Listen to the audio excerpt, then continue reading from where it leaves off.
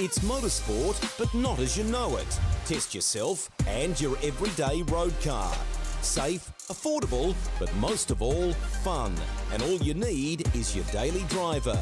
Experience the thrill of a sprint day, race against the clock at a hill climb, or test your reflexes with an auto test. It takes just 3 simple steps to get started. Get on the start line. Search Motorsport Australia Daily Driver today.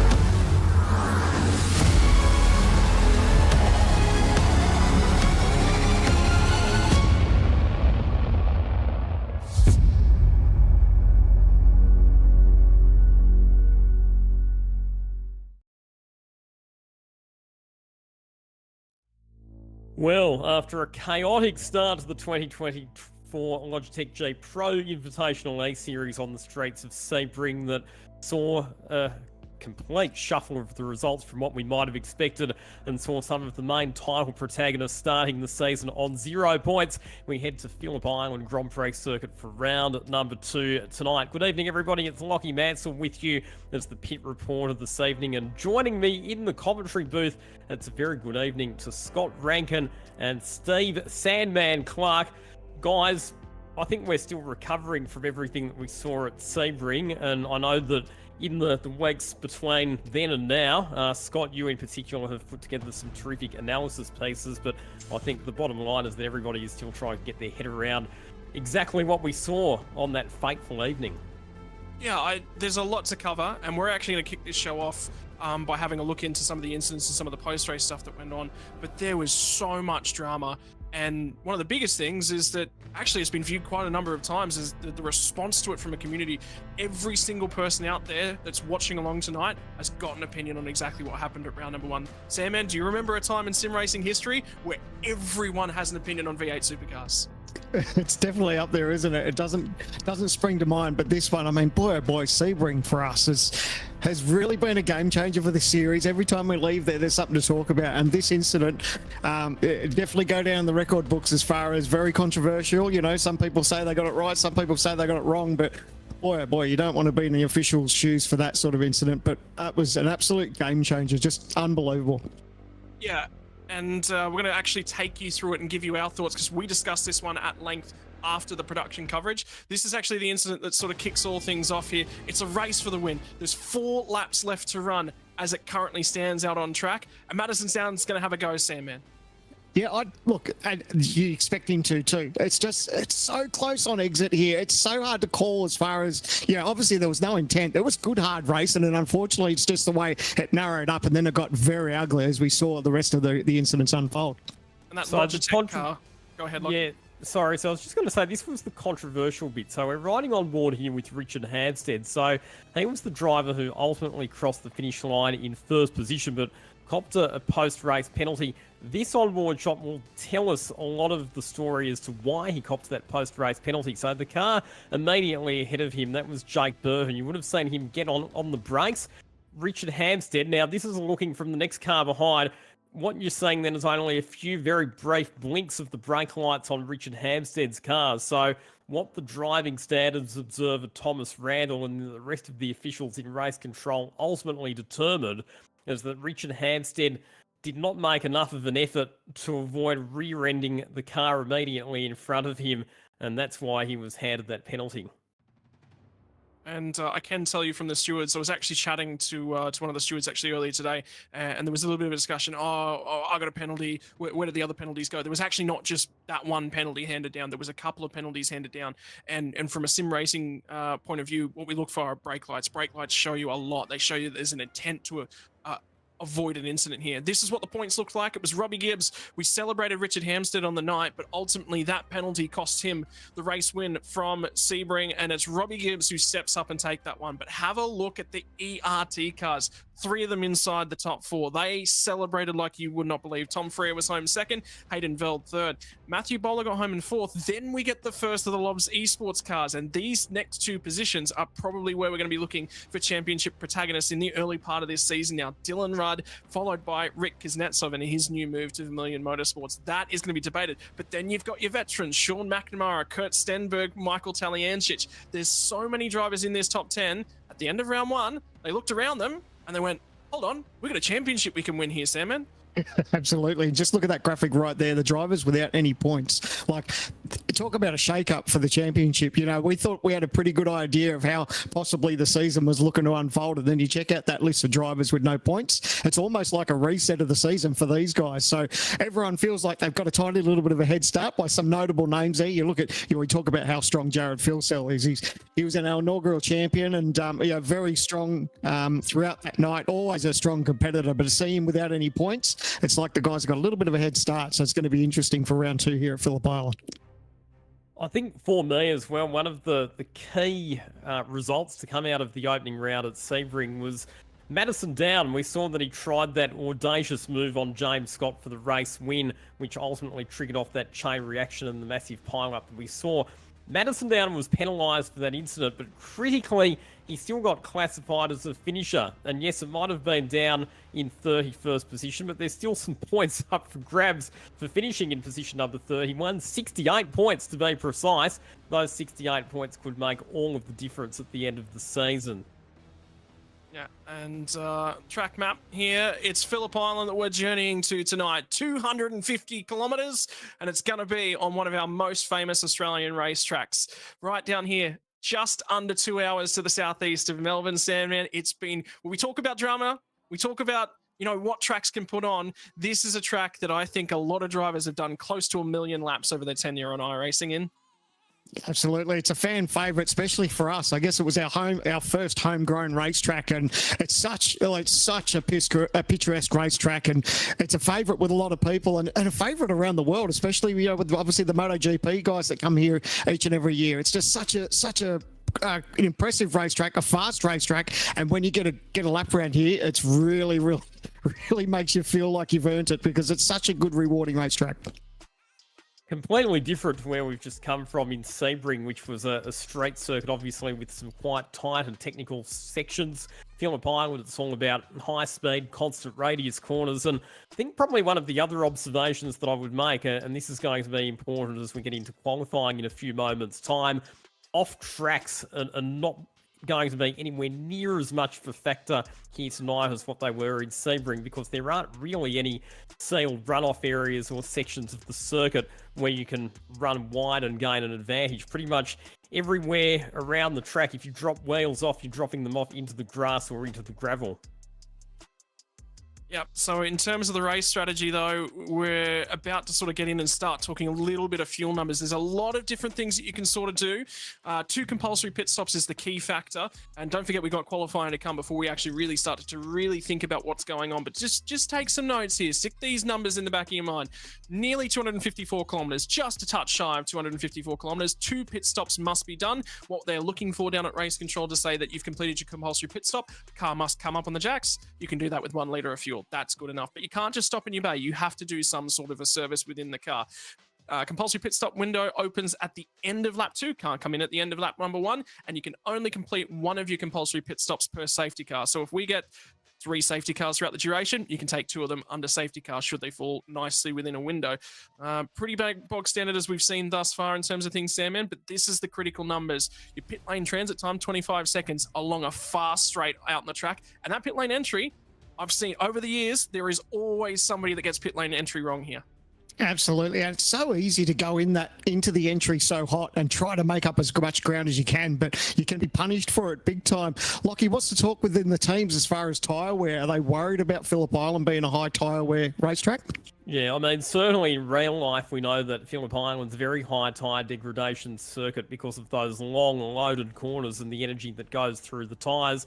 From the people that I've chatted to pre-event, it's basically about making sure that you bring the tyres in nice and gently at the start of the race and after each of your pit stops, because if you go too hard too early and you overheat the tyres, the degradation will be quite high, but if you're patient and you bring them in gently, they will actually tend to last a bit longer without giving you too much degradation in terms of severe drop-off. So I think that's one of the things that we'll have to watch, is drivers who are aggressive early on might suffer towards the end of the stint. Drivers who are a bit more conservative early, maybe it might cost them a little bit of time early on, but they'll be in a stronger position come the end of the stint.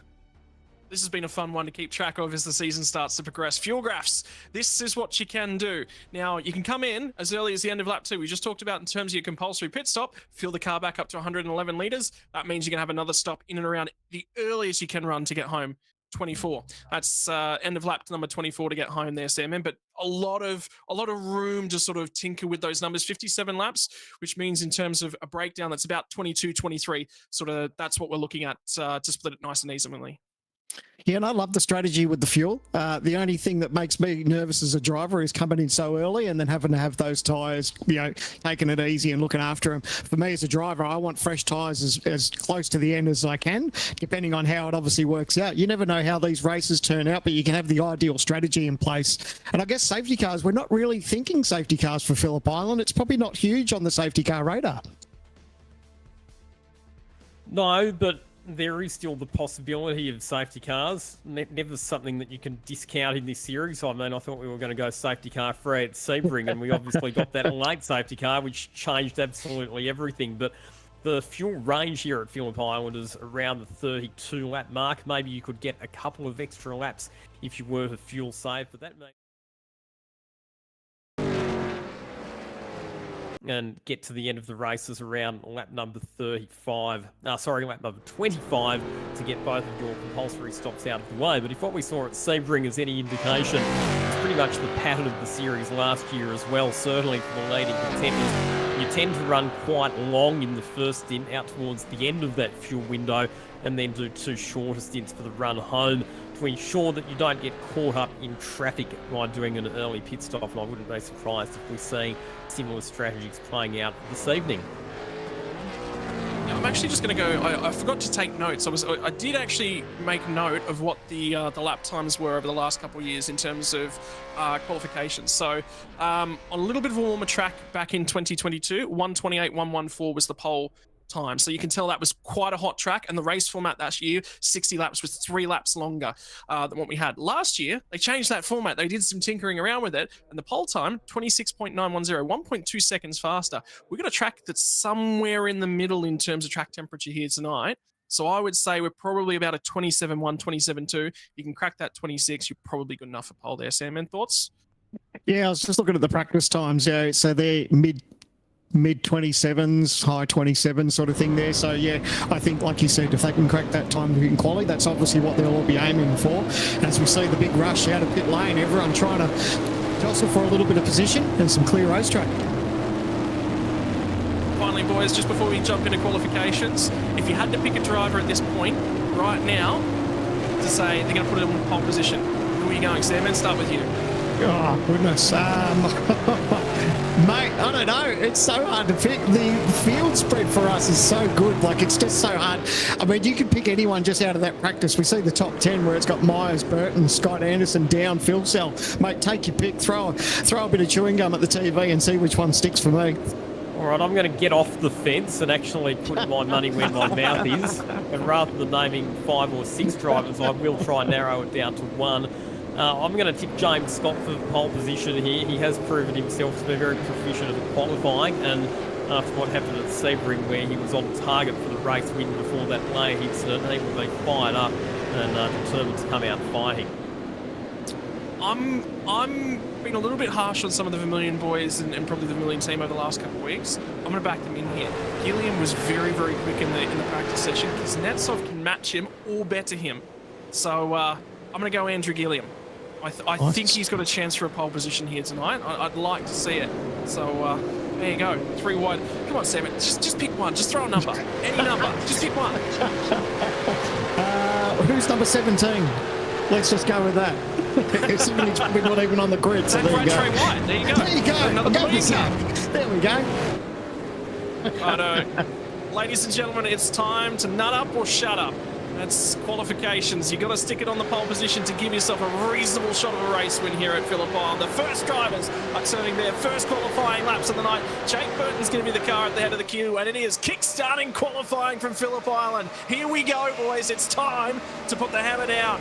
And comfortable out at the front end of the field is Jake Burton to kick that run off. Myers will be in behind him, so it's 2 TTR guys. And then Matt Bowler is the third car in the queue as we go to the onboard shot coming through the southern loop. You've got to get the power down, but you can't run that car too wide. He's looking to plant the car. And you get on the power down here through Stoner Corner, and then it's on the brakes down to Jack Miller Corner. Used to be named Honda. Think of the big accident here all the way back in 2013 that saw James Courtney's car end up a million pieces, and everyone's struggling to understand how they walked away. Then it's Siberia, back to the left hands, and struggled to get the power down. Low grip corner, then it's onto the power as hard as you dare. Carry it through the hay shed, boys. From here, it's bravery all the way to Lukey Height, to the left-hander. It'll take you to the crest of the hill. The braking zone, the run down to MG. This is where you can get an overtake done to set up your race. Right now, it's about making sure you turn that car back to the right. You hug the right-hand side of the road. You open up the second to last corner, and you can start to build some of that speed, carry the speed. And if you get this last corner wrong, you are so vulnerable down at turn number 1, and the lap speed just diminishes. Looked a rather tame lap there on board if we're watching and talking a little bit about Sandman, but for those early laps, it's about getting the banker in, and that looks a reasonable banker from Jake Burton. Absolutely, and doing a massive favour for his TTR teammates behind him as he's punching a hole and bringing them along with him. So they all did a pretty good job there. Like you said, the banker is so crucial around here, and this is what everyone's been able to do. Doesn't look like anyone's made too many mistakes on this opening lap, so really good from the field just to get that one down with 16 minutes to go in quali. I'll tell you what, Lockie Mansell's going to be absolutely wrapped at home because he's put his finger on the driver. It's at pole position as it currently stands. Lockie, confident with your pick? Was James Scott sitting atop the pile? Still so long to go in this session, though, so I'm not going to cash out just yet. Or maybe I will cash out now, I should say. But Madison down only 0.01 of a second slower than James Scott. Jared Philcell third, back to Andrew Gilliam. Luke Rosella up in position 5, Marcello Rivera, Jake Maloney, Ethan Brigalt, Josh Anderson and Dylan Rudd rounding out the top 10. Now, keep in mind that the drivers who are well positioned in the championship, people like Robert Gibbs, they're probably going to be a little bit further down the order in this session. One of the interesting stats to come out of Sebring was for the first time in the history of the Logitech G Pro Invitational Series, none of the drivers that finished on the podium started in the top 10 on the grid. Oh, that's a juicy one. I like that. Ooh, you have done some digging. I'm going to have to confer notes with you after this one. But You'll rush back to pit lane, isn't it? They've all done their banker. Now they're back in for a fresh set of Dunlops to go again. we're going to get a few runs here tonight as well with that 30-second or so quicker lap time than we had last time out at Sebring. That's equivalent to basically an extra run in terms of qualifying timing. Thinking now about 250 kilometers that's going to come out the other side about this. It is a big, big week for some of these guys in terms of what their commitments are looking like in terms of the simulator. We talk about fatigue management, but good thing Logitech's early in the week because that means you can put all of your best goods on up front early in the week, boys.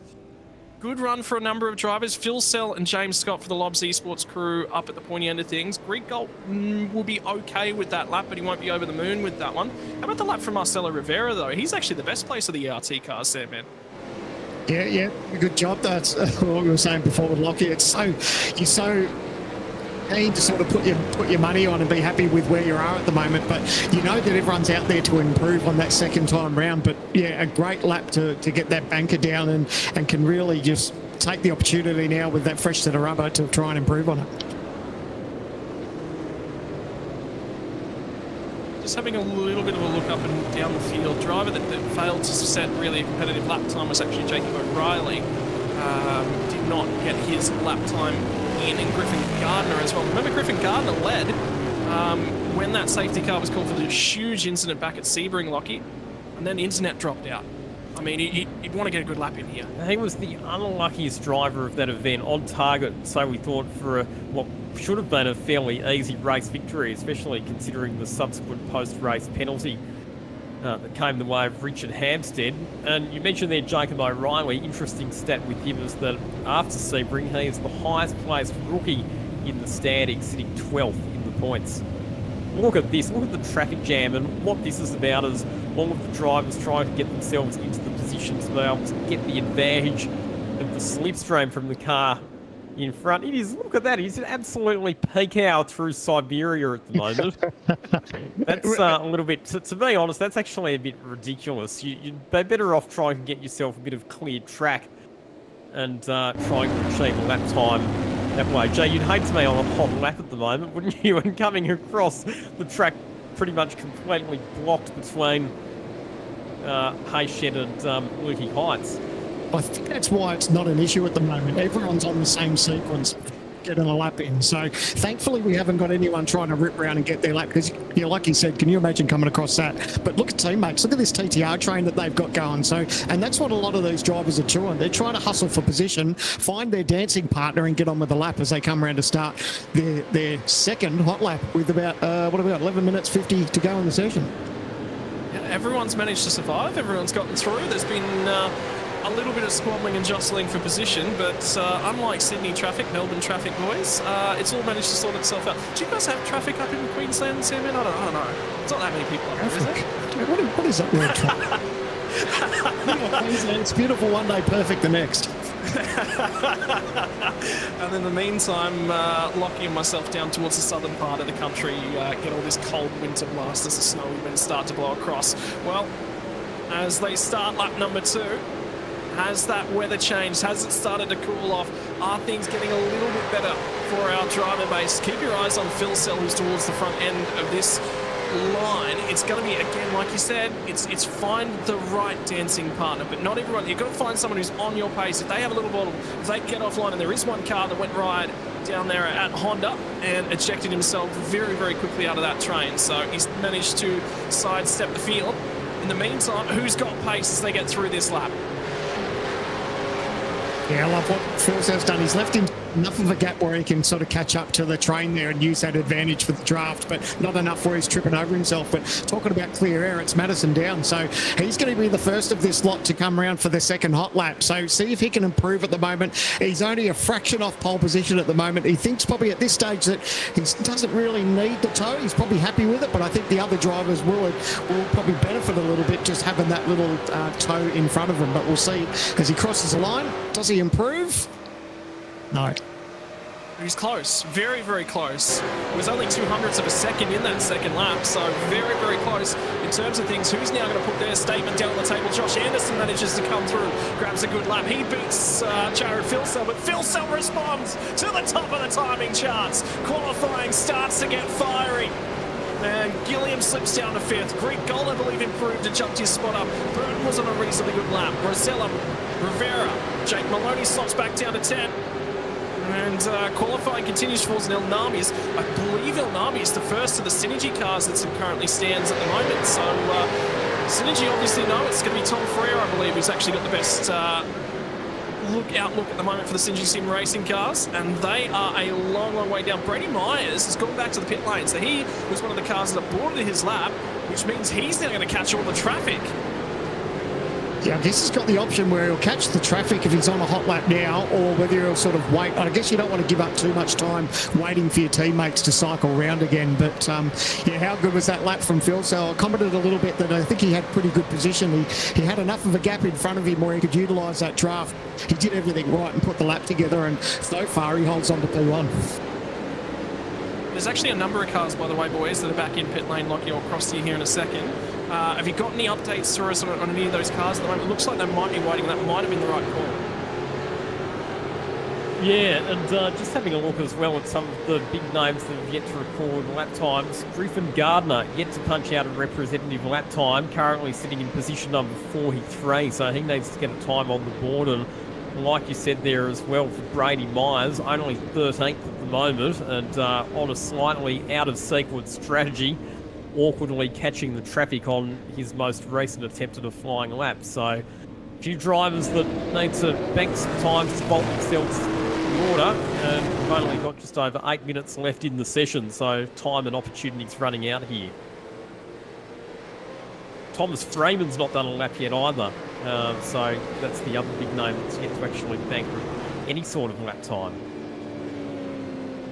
I know it was Jacob O'Reilly, I believe we were talking about at the end of the first round of runs, has managed to put a time together. Slots in at 31st, currently setting a nearly identical lap time it comes down to the 10,000th of a second to split them with Wayne Burke. So they both set 1:27.946s. This is Jordan Ross who we're looking at the moment, and one of the Synergy Sim racing cars will be looking to try and improve his time, and this time I believe he's just finished a lap. No, he's on an out lap at the moment. So he's to be out and away from everyone. No draft assistance for him, but that's more downforce on the front end, Sandman.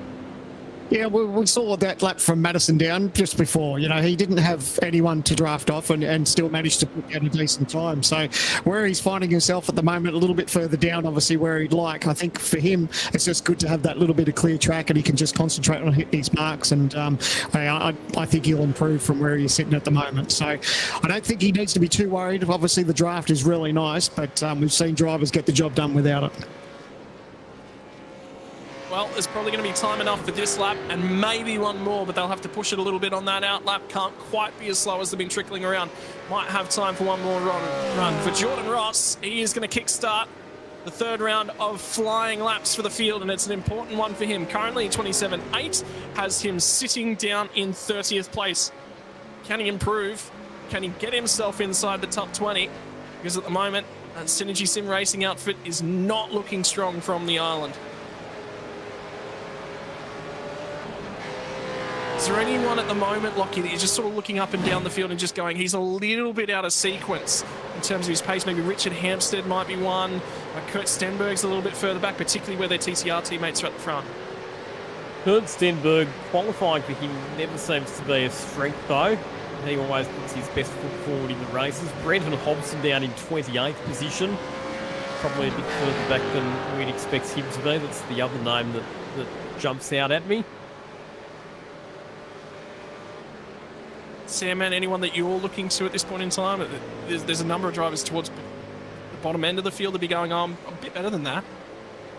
Yeah, absolutely. Well, 42, he's back in 41st position. So, yeah, I'm a bit surprised to see that time sort of where he's at, sort of 9/10 off the pace, but still plenty of time at the moment. What have we got? Just over 5 minutes to get the job done, so hopefully he can move from there. And towards the tail end of the time. So this will be an important lap for both Thomas Freeman and Griffin Gardner as they're looking to try and set their best lap times thus far. Jordan Ross comes to the line. Won't be an improvement for him. He's only a 10th of a second off, though, so definitely got pace. Somebody kicking up a little bit of dust as they come shooting out the last corner. Got the eyes set on Jake Maloney at the moment. Sits 10th. Can he improve? He can improve, but that's only going to pop him up to 9th spot, so it is one spot further forward. Now we're going to look back towards the drivers who have our pole position. The front row lockout at the moment. It's the Speed Cafe, the Lobs Esports Speed Cafe drivers. Jared Philsell and James Scott. Down's already gone through. He cannot improve on this run. What have these boys got as they're going to come to the final corner and try to set the stage alight? Black and green and one logo, Speed Cafe. And Sandman, there was no corner given there. That was all of the road and a bit beyond. Took it straight to the limit, right to the edge there, and did improve, so he still holds on. He's just opened up that margin a tiny bit more, so he did find just that little bit more pace, didn't give up the corner, so that was good from Jared. One of the other interesting things is that Ethan Grigault was a bit out of sequence, so his most recent flying lap was completed just as the rest of the field was starting their flying lap. So in among a bunch of cars that wouldn't have been fully up to speed, Ethan Grigault actually managed to punch out his personal best lap time and then came back on in to the pits. That lap time was good enough for 8th fastest so far. time enough to start one more flying lap. And then it'll be into race mode. That'll be it. There'll be a couple of drivers maybe peeling off somewhere through the lap to do a practice start to potentially give themselves the last opportunity to get that out of the way. And then we'll set about mounting what looks to be Phillip Island 250 in terms of things. Teo Sorono is going to be one of the cars towards the head end of the field this time by. And an opportunity for Sorono, one of the drivers who made that jump over from Altus Esports Australia to the Vermilion Motorsports outfit. Now partners with Jack Doohan. And, well, if there's a track that partnership might come in handy at, might be Phillip Island Sandman. Yeah, absolutely. I mean, how lucky we'd have this on our series, because it's such a brilliant little racetrack. And mate, I get jealous when we head here, and I know I say this a couple of times when we head to some of these racetracks, but Phillip Island, obviously, it sort of sits in a lot of our backyards, and we're very fond of this place. But to have the opportunity to race here and take it against some of the best drivers in esports, I mean, it's a real blessing, and yeah, very, very jealous at this point. Lockie, at the moment, is there anyone out there that you've got your eye on? We talked about the underperformers, overperformers at this point in time. I think Rivera's done a reasonably good job. There's a couple others, I think, floating through the order. Talianchis is just going to finish a flying lap at this point and come across traffic. Well, yeah, we've had a couple of mixed strategies here. So there were some drivers that came back into the pits for their last set of tyres a lap earlier, effectively, than everybody else. So that means that we could have a situation where there are some cars on their out lap while there are other cars on flying laps, which could potentially be a bit messy. So just keep your eye out here on drivers potentially on hot laps that are coming across slower moving traffic. Look at the traffic that he's got to contend with too. I just hope that everyone's in their ears just saying, please guys, move over, there's someone on a hot lap. And regardless, even if the drivers move out of the way, it's still distracting as a driver knowing that, you know, they are going to move out of the way. Well, that's what you're hoping. But just, look at him. He's out of real estate there. He's just trying to thread the needle. Unbelievable. There's no way. There's no way. He's in trouble now. That's a real shame. These guys should have been a lot more aware of what was going on around them. And unfortunately, that's going to ruin Michael's lap. We talked to Bo Albert during the qualifying series about what it means to be in bad spots during qualifying. He's unscrew this wheel. The lap's gone. Lap's absolutely gone by this point in time, and he'll have to walk it off. We'll get an opportunity. There won't be enough time to go out and send another flying lap, so we may as well just stick this one in the book and see what comes of it. Tally will come to the line, and then he's going to be the driver that jumps out of everyone else's way while they try and set a lap. He's disrupted the queue. It's not going to work out for him. He's already 2 seconds off the pace as he gets to the line. It will be 3 and a bit seconds in terms of things for Tally, which means the highest he can start this race will be from 37th spot. Got out of sync in terms of things, got out of the queue, and did not work out. My word. That was a nightmare scenario. That was absolutely horrendous. And it wasn't an issue early on because everyone was in the same sequence. But then when you throw a spanner in the works where someone's just out of sequence with the rest of the field, it's kind of, you feel for him, but it was so congested. There was just nowhere for him to go. Well, now it's going to be Sean McNamara who gets an opportunity to run at the front end of the queue. He's been in the pack the last couple of runs, sits in 30th as it currently stands. And watch out for Marcello Rivera here, guys, because he's gone fastest of all through sector number 1. So a bit of energy in the racetrack heading into this final lap. So the ERT driver who's looking to try and come and join Ethan Greek-Galt inside the top 10. The 395 SimSport cars at the head of the field. McNamara is doing all that he possibly can to set in a last opportunity, a last gasp lap as he comes towards the final couple of corners. Rivera, what's he going to have in terms of things at the tail end of qualifying? Checkered flags in the air. This will be the final runs to the flag. Who is going to be on top at Phillip Island? There was someone having to dive out before they made contact with the car ahead of them. Gilliam's still on a lap at the tail end of the field as well. The front end of town has not been troubled thus far through the lap. Now we look deeper in the field. Griffin Gardner's managed to get that car all the way to 14th. Hampstead slides to 20th. There's a number of drivers deeper in the field. Nixon sliding about way back down at the tail end of things. But in the meantime, we've got our eyes on Josh Anderson. Sits in 5th spot. He's got a TTR, a teammate ahead of him. 2 TTR teammates behind him. What are the TTR crew going to be able to do? Not good enough for pole position for many of them. But Brady Myers disrupts the Lobs Esports front row. Madison down, kicks him off it. Immediate 1-2 punch. What's Gilliam got at the tail end? Qualifying, comes to the line, 6th spot. Doesn't improve for Gilliam. So your front 5 remain just about unchanged. Greek Gold slides to 8th, and qualifying from the islands in the books, boys. 250 kilometres now to come. They've got to get out of quali mode now, and they've got a few minutes to settle themselves down before that race. Boy, that was hot at the end. Yeah, how good was that? And that was just showing how crucial it is, regardless of, there's still a couple of minutes left on the clock to make the most of that lap, try to get that position, a little bit of drafted if you can get that for that toe. And you just saw a couple of people capitalise them. But at the end of the day, Jared managed to hold on. Absolutely. Look at the margins between the top 4. That's ridiculous. Well, Lockie Mansell, go ahead and take us through the starting grid for the Phillip Island 250. Yeah, well, shaping up to be a Lobs Esports versus TTR battle, isn't it? Jared Field still on pole position, the reigning series champ. Madison down right alongside him on the front row of the grid. Then if we look to the second row, we've got another TTR car and another Lobs Esports car with Brady Myers third and James Scott out of grid position number 4. On row 3 of the grid, Andrew Gilliam. He was very quick in practice, and he will line up alongside Jake Burton, those cars in positions 5 and 6 respectively. Then it's back to Josh Anderson out of position 7, 8th and Grid Gold.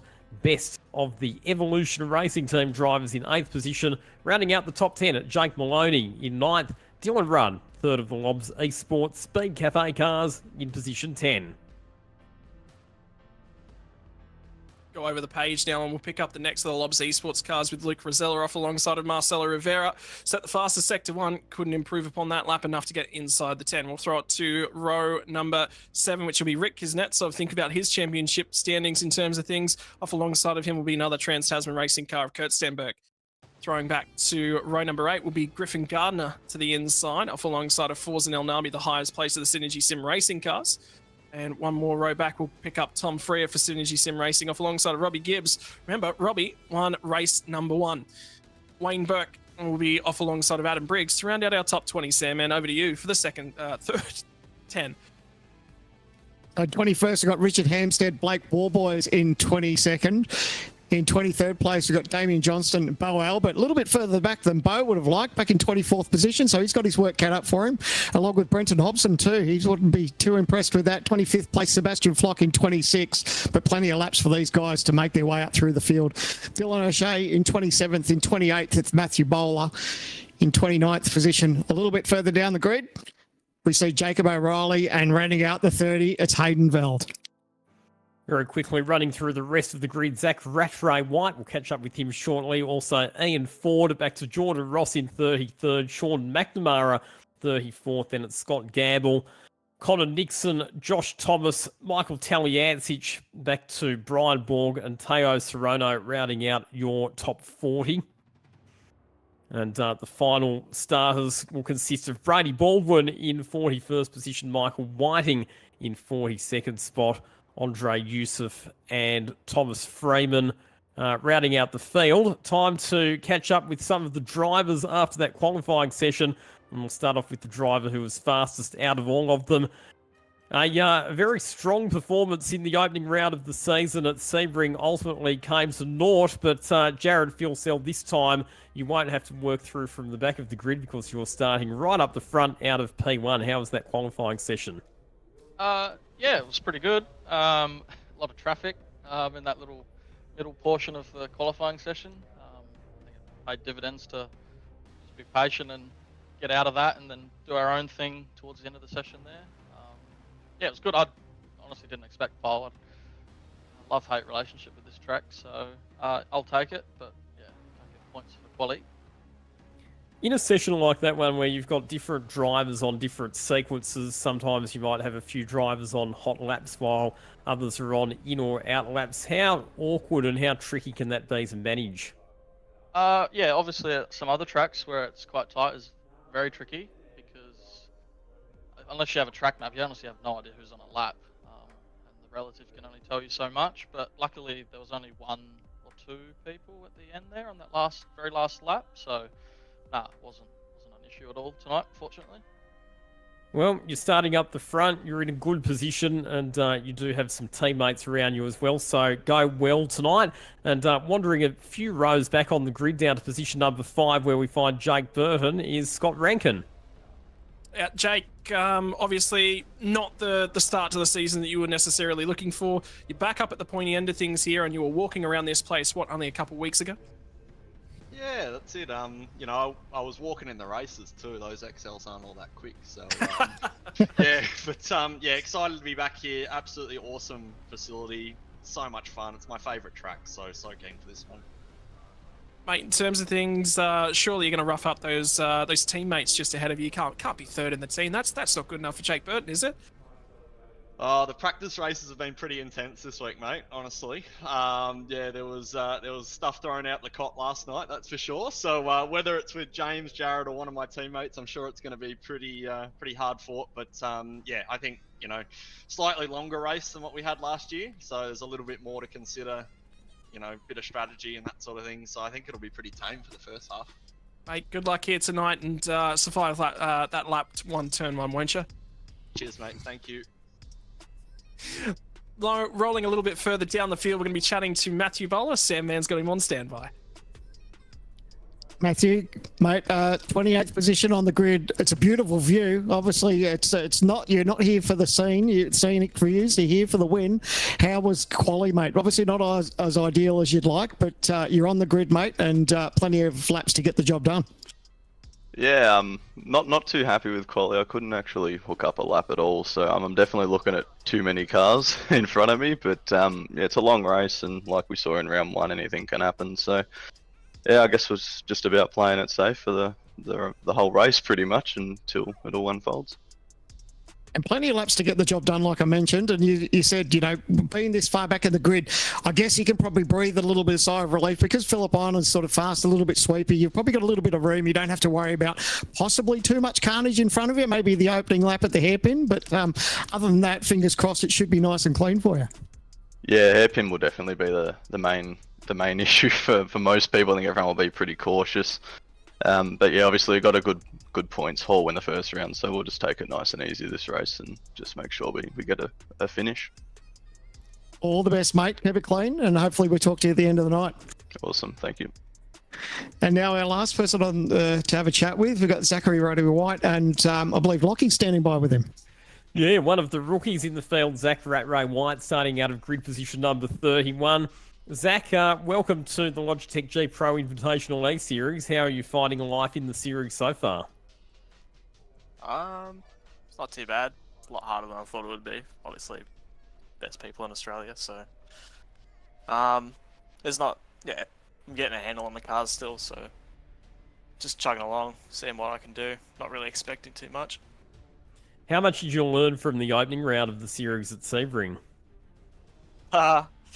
I realised that the setup we were running was straight doo-doo, so yeah, tried to swing the other direction for the setup, so yeah. Bit of soul searching in between rounds. What's your plan for tonight? How do you think the race is going to play out? I reckon there might be a bit of carnage, so I'll try and just miss all the blue shells fired back this way, so yeah, just try and keep it clean. And I am loving the Vermilion Motorsport colour schemes. We're getting a real sense of fun in the Vermilion Motorsport outfit. How much are you enjoying working with your teammates? Yeah, man, it's great. Good bunch of people now. Yeah, we're firing on all cylinders at the moment. That's good to hear. Well, you've got 57 laps ahead of you, so all the best for tonight.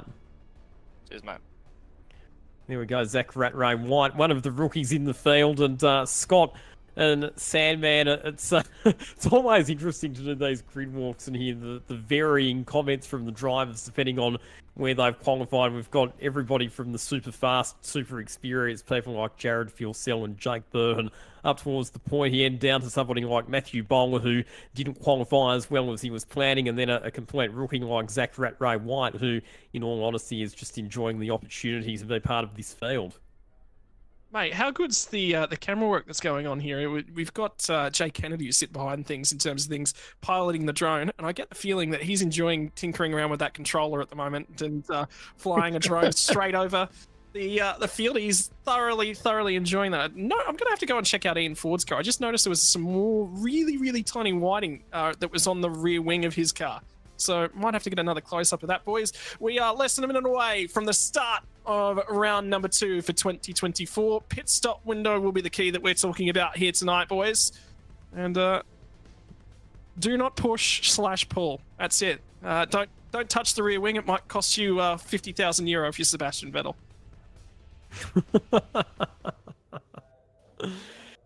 Got a pick for the race here tonight, Lockie. We'll start with you and then we'll jump into this race, I think. Oh, wow. I think it's going to be very tight up the front, but I'm going to say Madison down for this one. I think that the TTR squad, we've seen that when they're engaged in close battles with their rivals, they're often very good at making the right strategic decisions on the fly, and Madison's obviously qualified extremely well.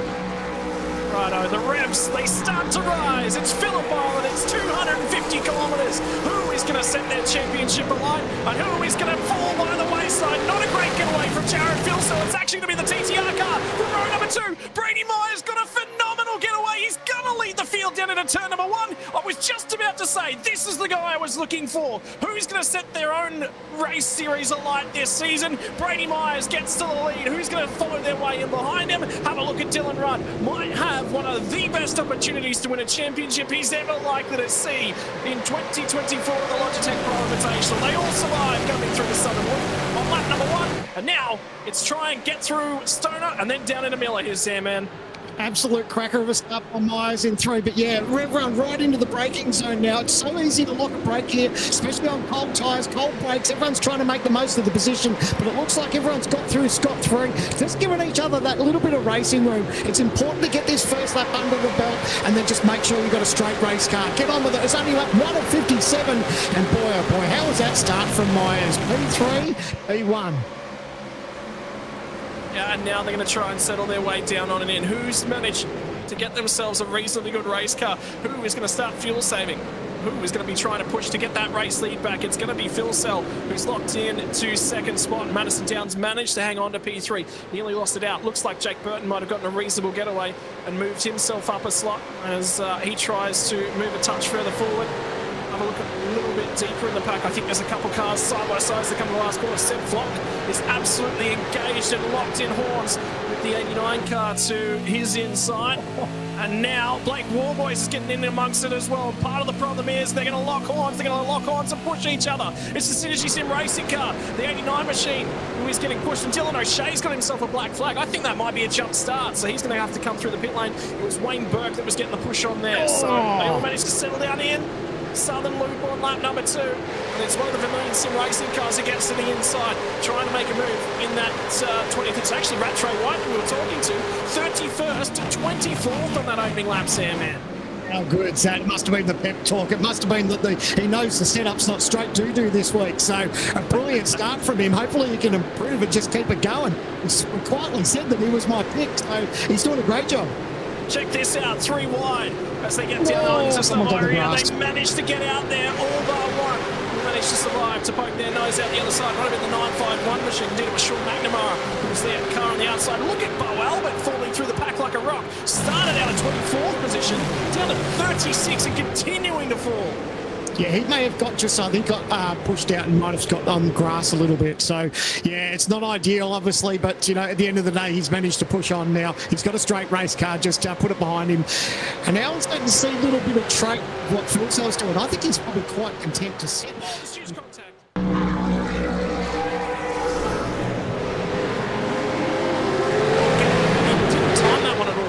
Time was significantly slow, and then a little bit of wheel spin didn't help that one out, and Myers just got straight through. Have a look at them. Was that 4 wide and blocking on the run down to turn number 1, deep in the background as well. That is a race start at Phillip Island. Long run to turn 1, and then keep an eye on Ian Ford a little bit deeper in the field.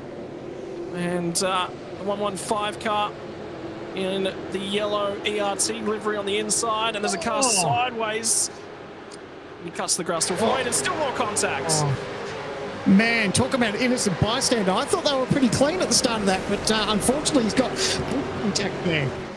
Griegold, Ethan Griegold, that was an engine expiring from Ethan Griegold. He's trying to get off the racing line, he's trying to get out of their way, but that is an engine blown. And for the driver who did score points and was one of the best placed out of everyone last round that we were looking at to potentially win the championship, it's gone as far as lap 3. That'll be a safety car for sure. And Ethan Griegold is out of round number 2 on lap 3. Who had that in their bingo card? Oh, I wonder if it's on the downshift. Yes, I reckon it's straight into the downshift, and unfortunately that's let go for him. But man, talk about holding the breath too. Seeing that happen in front of you, that is unbelievable. So really got to feel for him, especially when that's out of his hands. But happened on the downshift, and now he's just basically he's a spectator for the rest of the night now. Well, race controller keeping half an eye on him at the moment, so safety car could be imminent. We are on lap number 4 as it currently stands, and that opens up the pit lane window. Remember what we're talking about? Well, compulsory pit stop is now open to these drivers. Who's going to dive to the lane, though? Who's going to be the first ones that's going to dive in? There is a couple of drivers at the back end of the field who are diving to the lane. Yeah, I think they're probably just taking a stab that there will be a safety car, but I think he's out of the way. I don't know if there's going to be a safety car. The stewards are probably obviously looking at it, but yep, there we go. They've thrown the safety car, so that's why a couple of those drivers probably jumped the gun and pitted straight away. So they'll be looking to try and jump one spot further up. Lockie, have you got anything from pit lane? Well, basically, I think you can expect the entire field to come down pit lane. I very much doubt that anybody would stay out under this safety car given that the pit window's open, because the alternative strategy of staying out and then trying to race against a bunch of cars that have already got their first compulsory stop done under safety car, it's just you're going to lose, you're going to fall backwards. So the pit lane is going to be an absolute hive of activity here. Yeah, and in they all come. Time to make that time on pit lane, time to lose some time. There's not going to be a huge hole in the tank either. It's only going to be about 12 litres, which is not really enough to cover tyres. And that's Seb Flock up ahead that's just made contact with the pit lane barriers, I believe. There's something further that's going on there. But that is definitely Sebastian Flock, who was struggling to keep that car on the road. He's come down through the lane. He's off the jacks. I think he's got damage. He's getting repaired. It looks like everyone managed to get. We talked about how tricky the pit lane entry can be, but everyone's got through there fairly clean off the jacks. Everyone's away. But you touched on it, boys. It's you'd be shooting yourself in the foot big time, wouldn't you, Lockie? Just not taking that opportunity. It's almost like a free pit stop.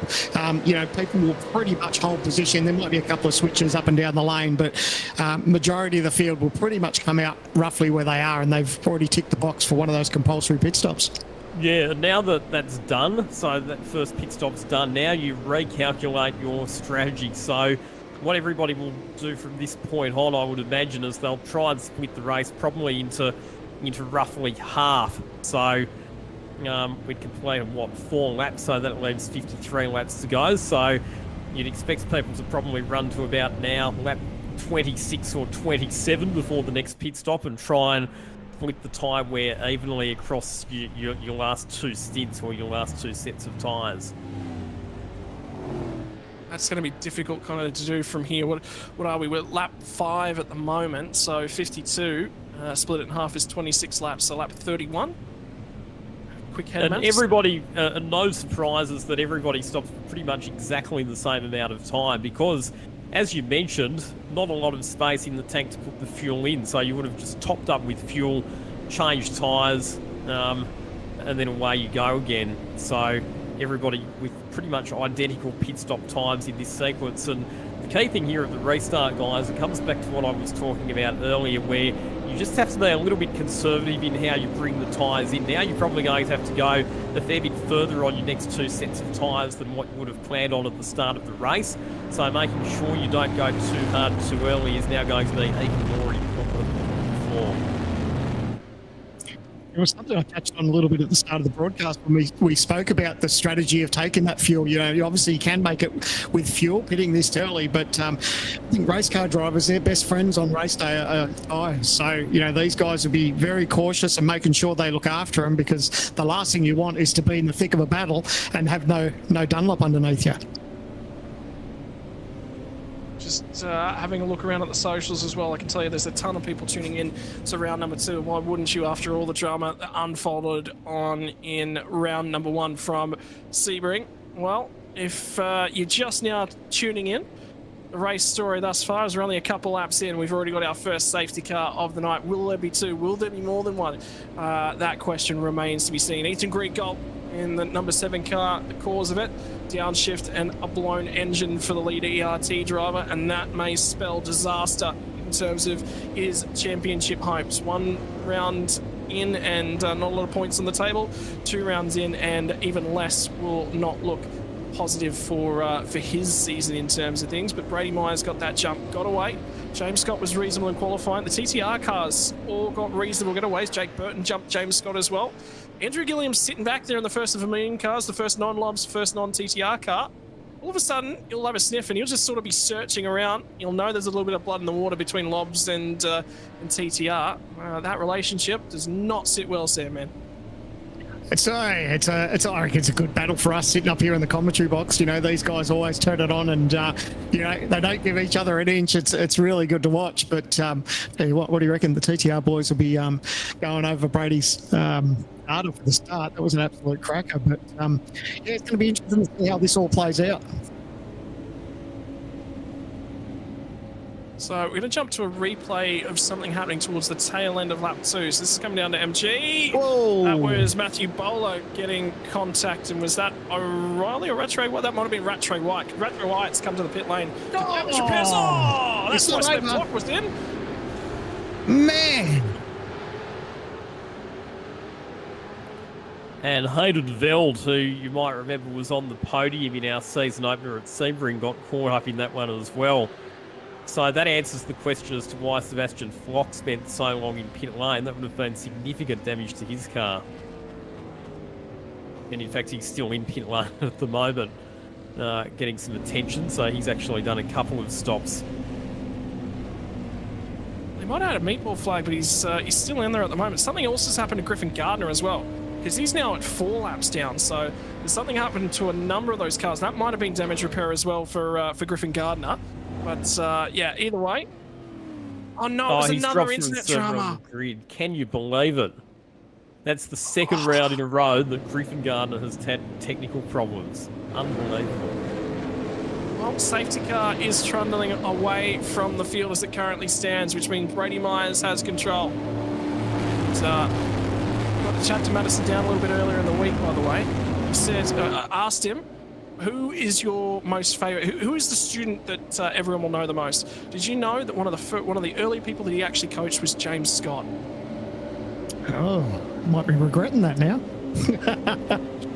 Well, he actually loves it, because now he's got a few more people up the front end to go and fight with. Safety cars in the pit lane. We are under the control of the 22 car. Brady Myers will lead the field back to green flag racing. Jared Philsell's going to be right there and right attached to his rear bumper.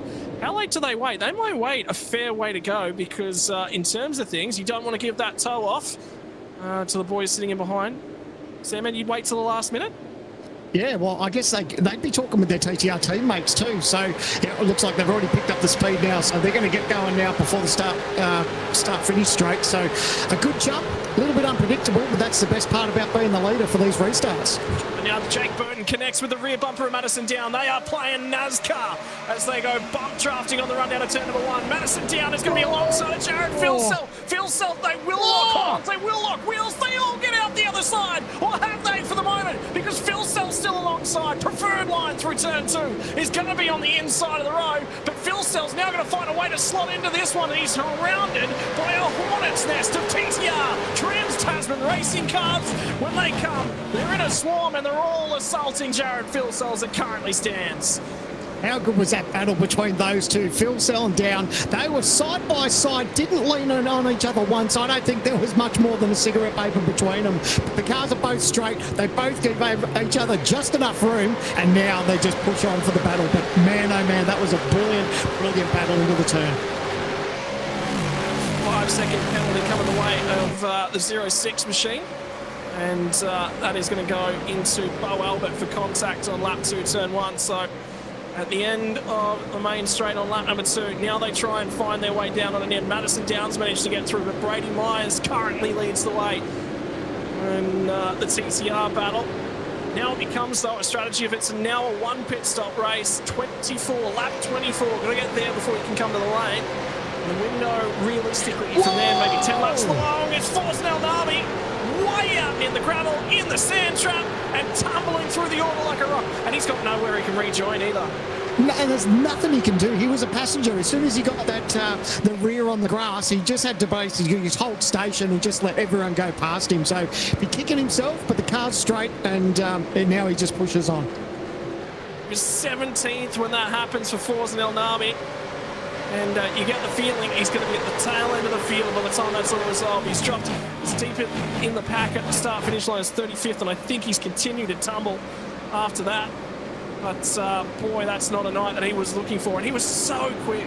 He was right there and in the top 5 last round too, Sam, man. Just looking at the battle scars at the side of Hampstead on the Mustang there. So he's obviously been in the thick of it for these opening laps. And, of course, I guess he was one of the victims of the opening round drama. Got that penalty. We thought he took the checkered flag, but unfortunately he was penalised for that. So now he needs to put that behind him and push on. But definitely got his work cut out for him. That little bit of damage won't sort of put too much of a dent in him as far as speed, but when it starts to get that damage on the front of it, that's the bit that he needs to look after. And now he's going to have Robbie Gibbs. Remember, penalised the last round, gave Robbie Gibbs. This is exactly how they crossed the finish line in round number 1. But it was for first and second on the road that became 30th and first as it stood post-race. But now these guys will go to business once again. Hampstead should be feeling like he's got a little bit of pace in that car. Up to 14th as it currently stands, +7 from where he started. Let's keep a little bit of an eye a little bit further up the road, because we'll talk about the two drivers that we think are probably going to be in terms of championship contention. Probably Dylan Rudd and Rick Kuznetsov would think they've probably got one of the better hopes in the field. 5th and 6th, Rudd finished 5th, Kuznetsov 6th last time out. And we're going to bring you the first points check-in as it currently stands. Gibbs still leads the way, so it's good enough to lead the way at this current junction, but there is 2 points to Freer and 2 points to Dylan Rudd. There is nothing in that top 3 fight. Oh, that's incredible, isn't it? That's just like, that could be the difference in, a fast and a slow pit stop, so we'll see a little bit of a flash of the lights there. So these guys just not giving an inch. They're pushing on as hard as they can, but yeah, it's so incredible how close the points are, and really going to be interesting to watch as the season unfolds. That was Dylan O'Shea and Josh Thomas getting into it. So 9.5 Sin Sports meets Vermilion.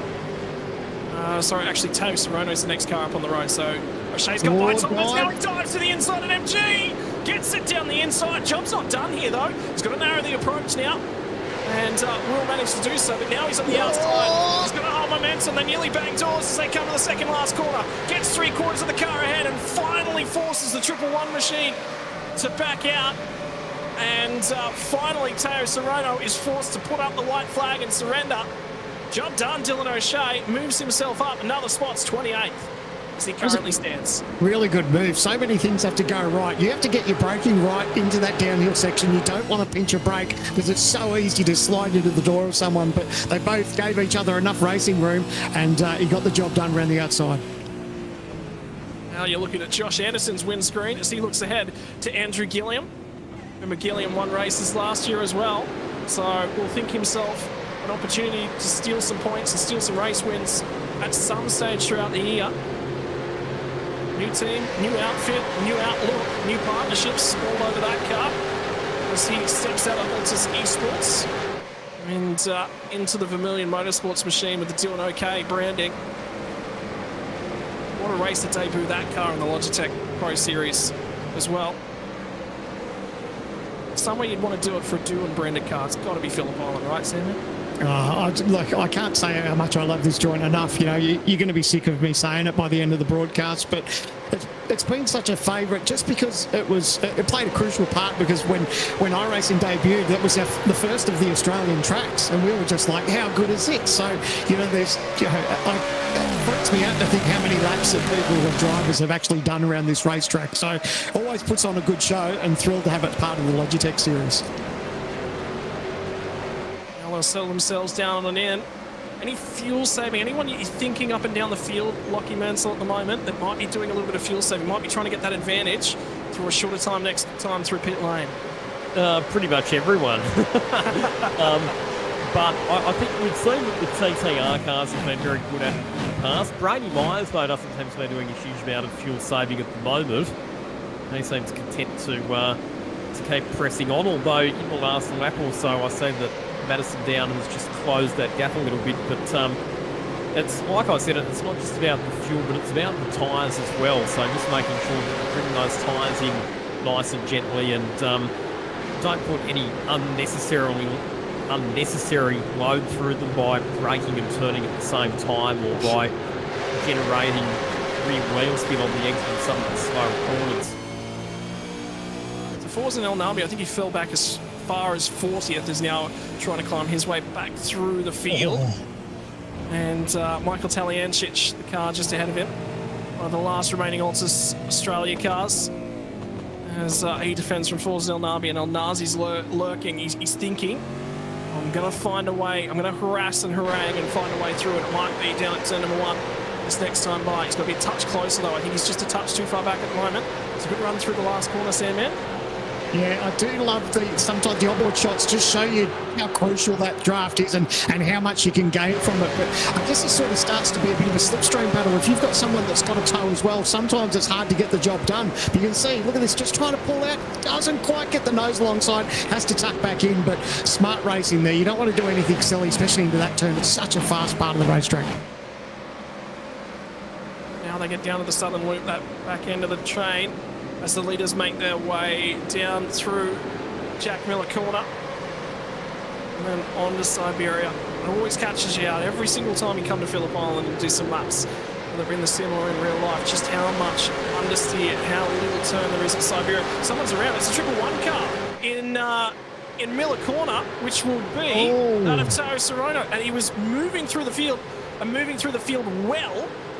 And that's all come unstuck rather quickly. 40th to 29th, now all the way back to the tail end of the field. To get a replay into the braking zone. Oh, he's got some help there. Bang, a little bit of contact though. Lucky not to get... Oh man, I spoke too soon. I was going to say he was lucky not to get nailed there, but he actually got clipped by 2 other cars there. So he's going to be carrying a little bit of damage on the front end of that car. And I think Michael Whiting in car 025 will be in a bit of strife for that one, because he was nowhere near far enough down the inside. So I think you can pretty much slam dunk penalty for Whiting. It would have been a heart and mouth moment too. Sorry to cut you off there. It would have been a heart and mouth moment, because if they had brought a safety car out, then the teams would have been like, already lap 13. You know, yeah, they could tick the mandatory pit stop thing off, but man, a long way to go on this for another set of tyres if it was supposed to go green.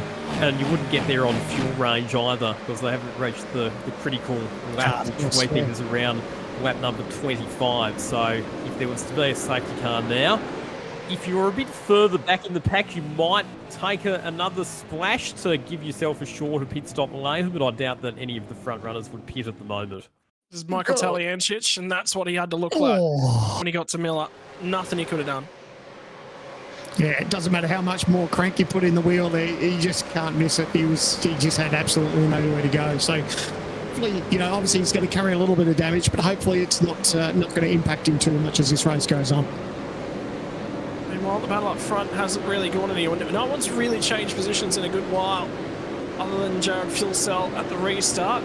Marcelo Rivera's gone from 12th to 8th, so he's at least gained some spots. Dylan Rudd's grabbed 1 to be inside the top 10, and him and Jake Maloney have swapped positions from where they started.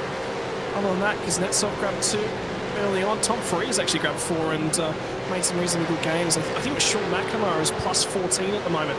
So McNamara is plus 14, Whiting was plus 13. He's going to get a penalty for that, so that won't be the case anymore. Thomas Freeman's also up a number of spots. Jordan Ross looking good. Scott Gamble looking good as well.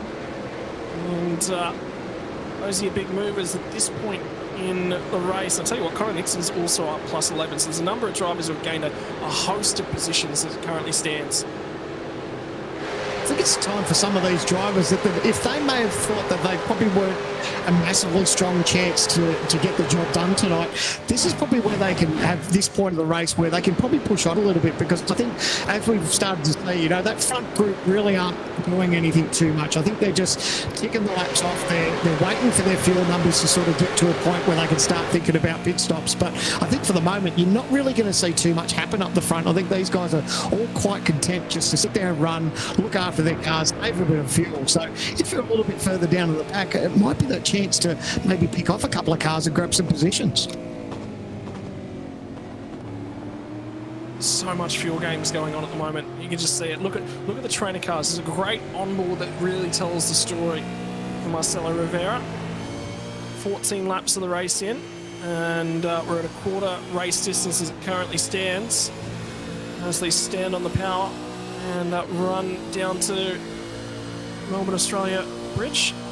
Just going to try and get some sort of an idea of who's saving. No, Rivera ran that throttle in quite deep there. That wasn't a lot of saving, if any, at all. Yeah, I was watching. He's bouncing off that rev limiter as he got into the braking zone. So, yeah, he's not too worried about saving any fuel at this stage. So, pushing on quite hard, which is a little bit of a surprise. I thought they'd probably take that opportunity just to save where they could. This is probably one of the better battles in the field at the moment. Kurt Stenberg looks backwards at Adam Briggs. And Robbie Gibbs has actually managed to overtake Stenberg, move further into the field. That's now it's going to be Stenberg who comes under assault from Synergy Sim Racing driver. And just a bit of an update as far as the race control situation goes. Probably not too much of a surprise here that Michael Whiting, for that contact with Teo Rono at the Hill corner a couple of laps ago, has been given a drive-through penalty, so he'll take it to and through pit lane. In terms of point scenarios, probably something to keep in the back of your mind for Griffin Gardner and Seb Flock. Ethan Greg Gold's night's done. But for those two, 75% race distance and must cross the finish line on the last lap. Well, quarter race distance, we've just tipped it over, so it's effectively about 14 laps. This is the first you can be. So Seb Flock needs to get back out on track about now, and can't really lose that much more time to score points. But I think his night might be going. For Griffin Gardner, that's an important marker to keep an eye on. He just circulates through the rest of the race, he will score points at least. A lot of people forget. Tough start to the season for him, though, hasn't it? I mean, sorry to cut you off there, Sandman, but to have technical internet issues 2 rounds in a row, need to maybe look at updating his internet service provider. You're not wrong there. And that's heartbreaking too, isn't it? Because it's totally out of his hands. Had absolutely nothing to do with it. And unfortunately, it's cost him a strong start for this championship. Josh Thomas, in the meantime, going toe-to-toe as it currently stands. And, it's Damien Johnson who's managed to get the pass done on him. And now I'll be looking forward to Connor Nixon's starting to give him a real hurry up as well. So Nixon's tyres are hanging on quite well. Probably for Nixon, he's got a huge whack in the left rear corner at some stage in everything that's gone on thus far. And a wild odd month for Connor Nixon. Started the series in Vermilion Motorsports, qualified his way through, no longer with that roster. A replay of something, this is the overtake, wide. so it was the run wide. Yeah.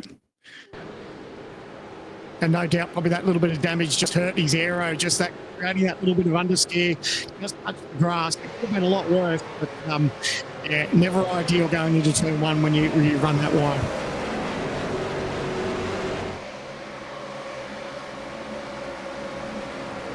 Shall we say the DRS train continues back up at the front end of things? Although Phil Still's a lot closer to Madison Down than he has been for a little while. He's just about connected to Madison Down's rear bumper, and then you've got this battle pack a little bit further back. I wonder whether or not he's lining him up for a go. He's close enough. Thinking it, no, he's lifting. There was a big lift there. He got a run. look a little bit further down the pad.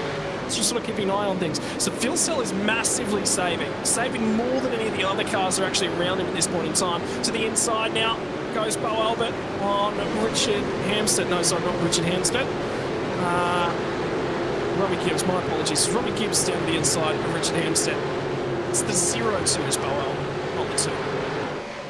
Yeah, just before that safety car came out, I touched on it that, it seems to be playing into Jared's wheelhouse a little bit. When Brady jumped him at the start, I didn't think he was too concerned because he is the kind of driver that, regardless of how his start was, he's quite content to sit there and save whatever fuel he can. So I think he's definitely in a position now where he's just tucked in behind Madison. I don't think he's too concerned at this stage. And like you said, you can already hear that he's saving fuel. And that shouldn't surprise us with Jared. He needs to be a bit of a master at that. And always good to save fuel when you can, regardless of where you are on the track, because you just don't know how it could benefit you as the race goes on.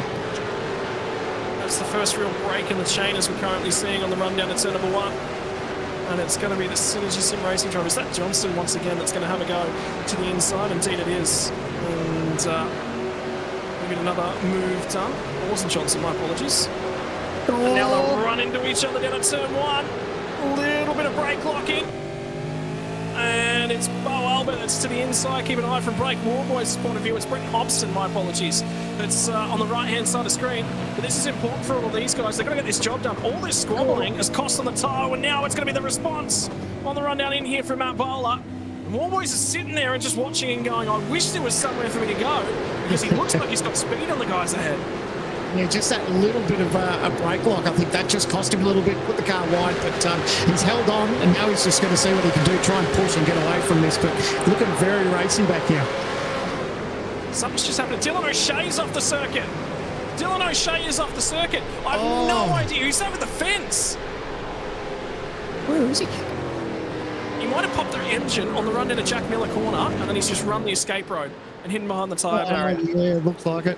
Oh, another motor. That's well, we know that won't bring out a safety car. He's definitely out of harm's way, but heartbreak if he's launched the motor there, and that's not over for him. Yeah, and no safety car needed. The car was already in a safe position.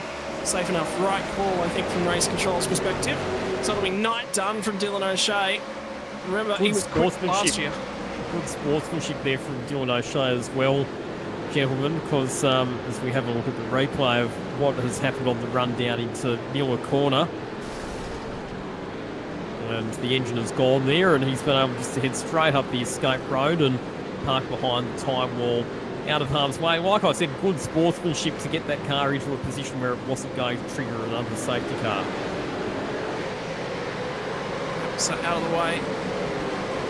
And if you cast your mind back to Sandown last year, he was right there and in with a shot at winning that race, and still managed to finish on the podium. But a post-race penalty for breach of safety car procedure, I believe, cost him that podium result. So he's taken a little bit of a look at himself and gone, yep, there's some policy procedure, so I can type number. So quite well. And I think this battle that's in and around Brenton Hobson is very, very important for a lot of those cars this race scenario. Matthew Bowler's now lost another spot to Blake Warboys. So we're probably coming up towards lap number 20. We're probably starting to get to the stage now where drivers who've got a little bit too enthusiastic early in the stint and punched their tyres might just be starting to suffer a little bit, and that could be what we're starting to see here. For Matthew Bowler losing a couple of spots in the last couple of laps. I'll tell you what, the wind direction as well is calm. It's rather calm in terms of the track conditions here today. The track's relatively cool down at 24 degrees Celsius. Only partly cloudy. Air temp. Of course, it's never going to be a warm day at Phillip Island. It's 19 degrees down there as it currently stands. And the wind southwesterly, about 8-9 kilometres an hour. It's really tight. Jake Maloney's going to fire it down the inside on Dylan Rudd. Gets to the inside. Will he get the job done as they get out the other side? That'll be the key marker now, as Rudd will go toe-to-toe. Yep. Jake Maloney nicks one spot off a Dylan Rudd, who might have been napping just a little fraction there. Yeah, and Yeah, it was sort of surprised me too that he took that dive and made the move up the inside. So, yeah, I think you thought that he wasn't going to get too much pressure there, but got the job done, and now it's eyes forward. And you're probably thinking about, does he start to push on now? Like we touched on before, they'll be starting to think about that next pit stop, calculating what they've got underneath them and what their tyre life is. And I guess if they think they've got a little bit of rubber to burn, it's probably the best time to use it. Now starting another chain of cars queuing up behind Matt Bowler. So that's what it looks like in terms of things. 10 kilometres an hour at the moment. It's sort of hovering around the 8-9 marker. But since qualifying, that track temps died off quite a way in terms of things. We're up around 30-degree mark for qualifying. It's now come down significantly. The race looks after your tyres quite well.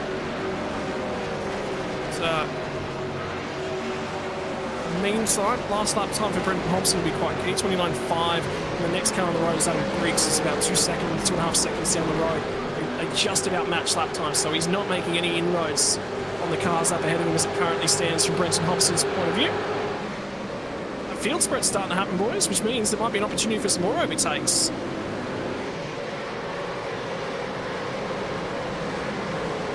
How's the communication between this lot too? I think TGR obviously be pretty happy with the way the race has played out. They've definitely got a number of drivers up in that end, and they'll be talking about them, how their cars are going. They'll be starting to think about these pit stops and a little bit more action here. It's Matt Bowler. Well, you get the feeling that he's no longer feeling like the bowling ball. He's now feeling like one of the 10 pins.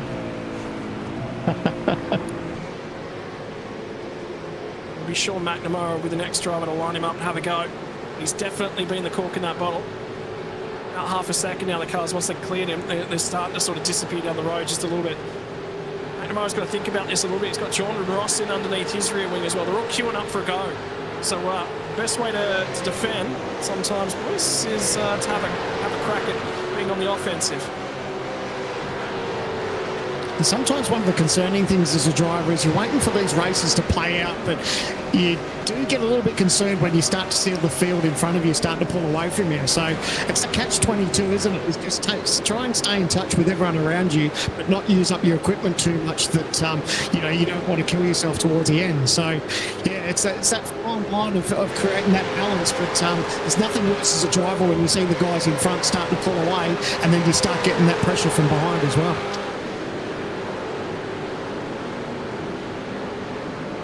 Race is sort of starting to stagnate. We have now hit lap 22, so window opens in another couple of laps here, but that'll be 33 laps to the end of the race. So split the difference somewhere around the late 20s is probably about where you'll see these guys come in. And up until that point in time, Matthew Bowler has got a very, very long next 10 laps or so ahead of him.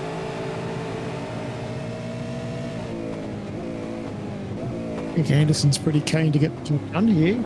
He's looking racy, just wants to get a little bit closer to his teammates up front. Or you can see he's just kind of putting the nose there. If he's close enough and gets a decent run out of this last turn, he'll think about it down this front straight, because that toe is very, very close, and that toe will be incredible for him. So it's just whether he'll take that opportunity or whether he's going to roll out of it and just look after it. He's gaining. No, he's going to... That's the problem, isn't it? If you get too aggressive, all of a sudden it disappears. But you might not get the spot and you might just go tumbling through the field.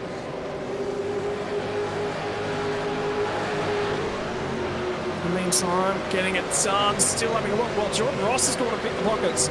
Sean McNamara. So McNamara must have had a poor run off the final corner.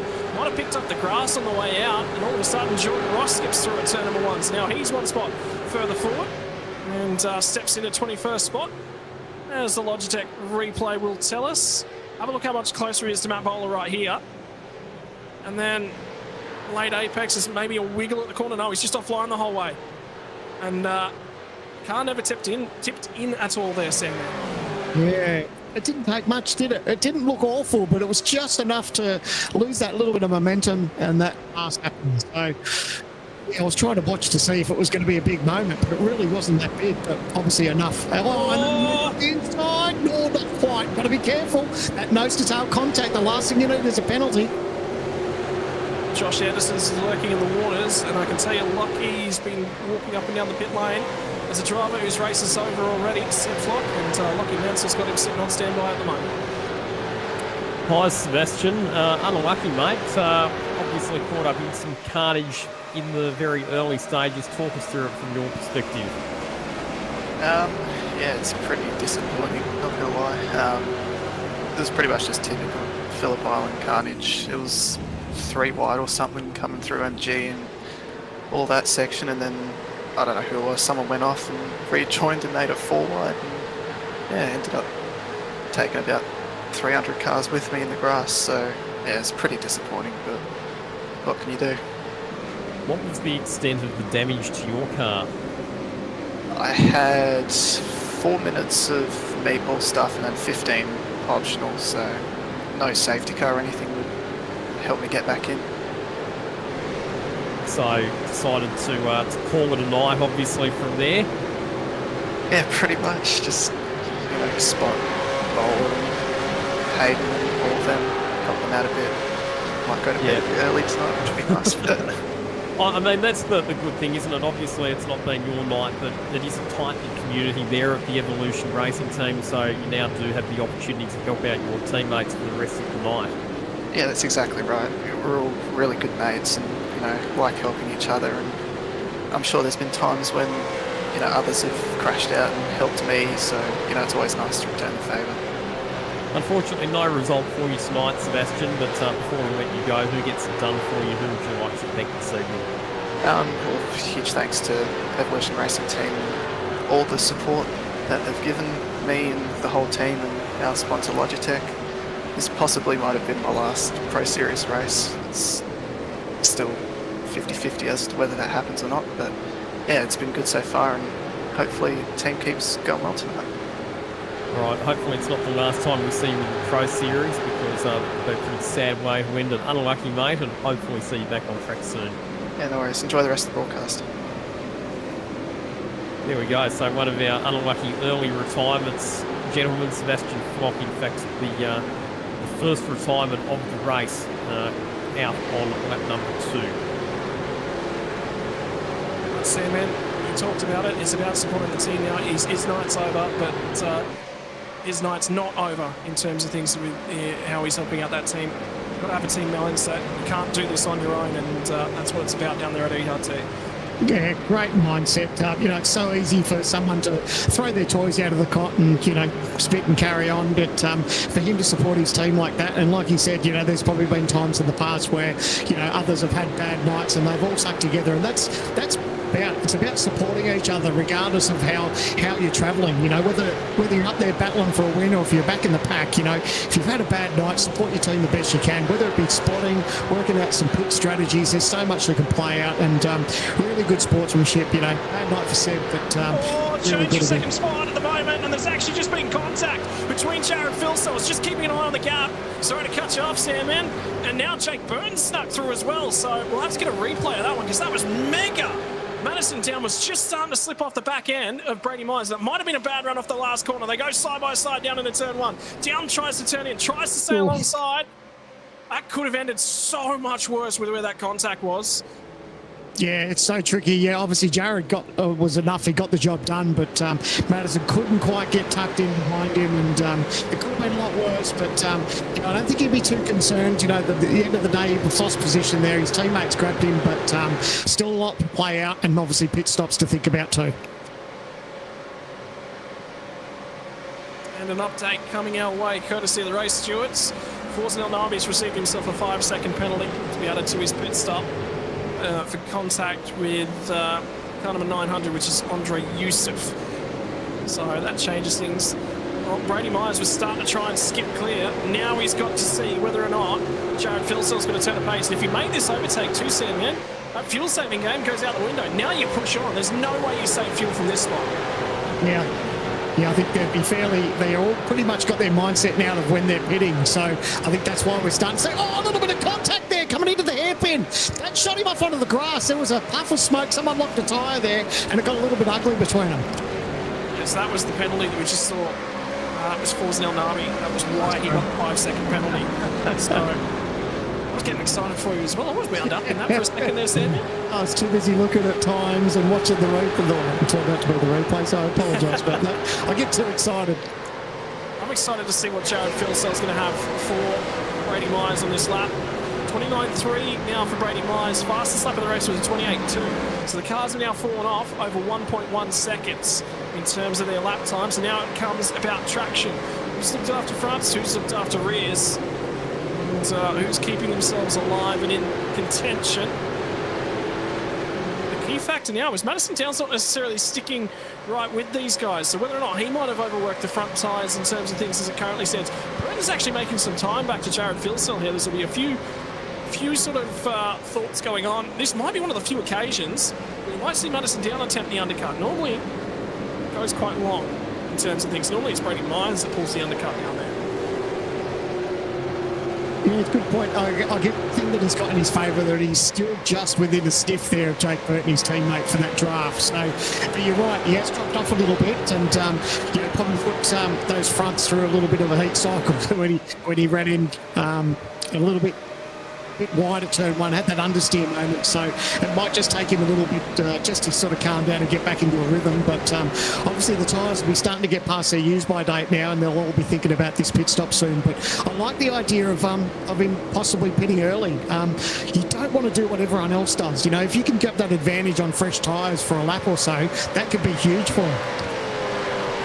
Mark, I think about it as well. We're now over 1.3 seconds off the pace. So in terms of things, the opportunity, I can tell you, James Scott, big clutch as he runs down here into Miller corner. I'll pull it up. Andrew Gilliam as well. So Scott's picked Gilliam's pocket now and gotten ahead of him. Now, there's a few guys that are staying in this lead pack. We're looking at Jake Maloney a few moments ago. There's a car off at turn one. There's a couple cars, I think, wide at turn two. My apologies to Josh Thomas. How's he ended up out there will be the question. Yeah, whether he just got wide and touched the grass, had a moment and then just steered and stayed out of the way. But let's check out this replay. Don't get too excited, Sandman. It's a replay. He had a moment. He's off onto the grass, and then he just had to be careful rejoining. So I think he's struggling with grip, and unfortunately it went a little bit pear-shaped for him. Can I get Sandman, the psychology coach, to come and sit in with me when I'm doing racing?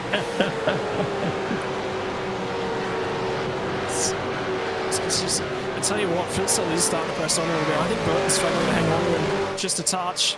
I think he has brought that margin down just fractionally to the cars ahead. At this point in time, it's now down to 0.8 of a second, and Brady Myers was up to a second in terms of that gap out on track. So he is starting to make a little bit of time. That's where they're making it in terms of the sector time to sector time. Oh, he lost a little bit on that most recent lap to Brady Myers. So a little bit of to and fro. Sorry, my apologies. We're looking at the times relative to Brady Myers. So Brady Myers took time out of Jared Philsell back on lap 26. That's when he got the pass done. And then since then, it's been pace-wise all the way in the 94 and Jared Philsell. Ooh, first pit stop. It stops. Here we go. That makes sense, though. Josh Thomas just off the road, just put the tyres through an extreme amount of heat at the moment that he had. First car in the pit lane, kind of forced down this route, not through wanting to do it.